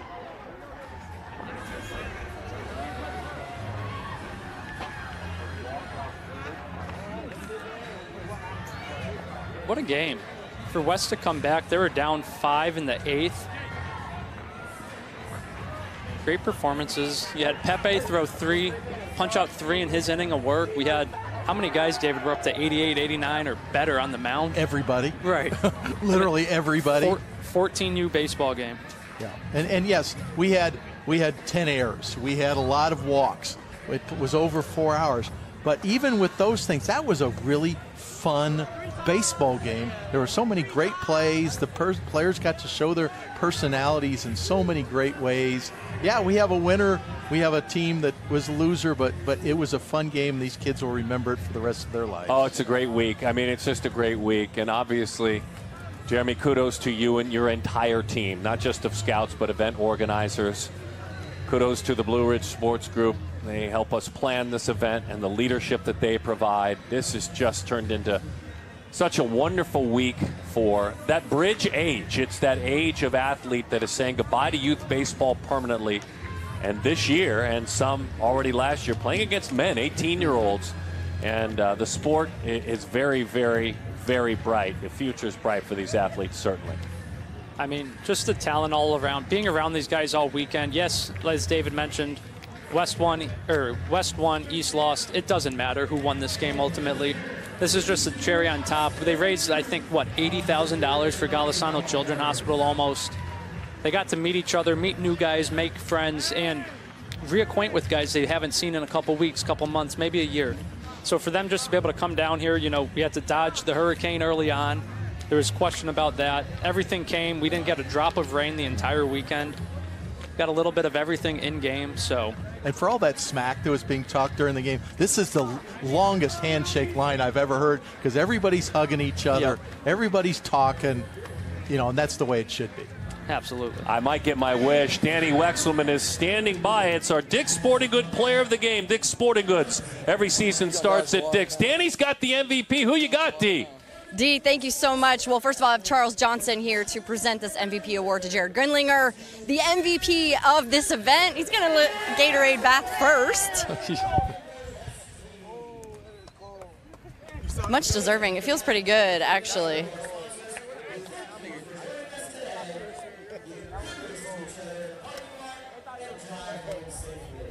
Charles is going to pass this on to Jared. Hey, congratulations, big man. Thank you. Outstanding, man. Keep it going, all right? Let's go West Coast! All right, so we got to talk about the fact that your team was down early and for the entire game. How did you come back and win this one on a walk-off hit by pitch? I think we just played harder. We had more heart. They started to give up. We came back. We didn't lose energy. We always had it in us. And how about you? 2 innings. You got asked to keep the game close, which you did, and you got asked to come in and save it too. How did all of that work? What was your mindset? This was my first time here, so I want to go out in a W. I knew I could get it done. I knew I could win. I had that confidence, and I won the ball. You and I talked earlier this week about what it's taken for you to get here, what Mom has helped you with, your entire family, your brothers too. How proud are you of what you've accomplished? I'm on cloud 9. I can't even say the words. I'm so happy. Hey, congratulations. Congrats on the comeback. Thank you. I appreciate it. D? Danny, we're lucky to have you. Such a great job down below all day long. What a celebration of this age athlete, the future bright. Look out, high school baseball players. They're coming for you. They're coming for your jobs, your state titles, your all-state awards a couple of years removed from the draft. On behalf of Danny, Jeremy Brown, and of course David Ronsley. On behalf of Perfect Game, my name is Darren Sutton. Thanks for enjoying the 8th edition of the 14U Select Festival. Until then, have a great September. Good day, everyone.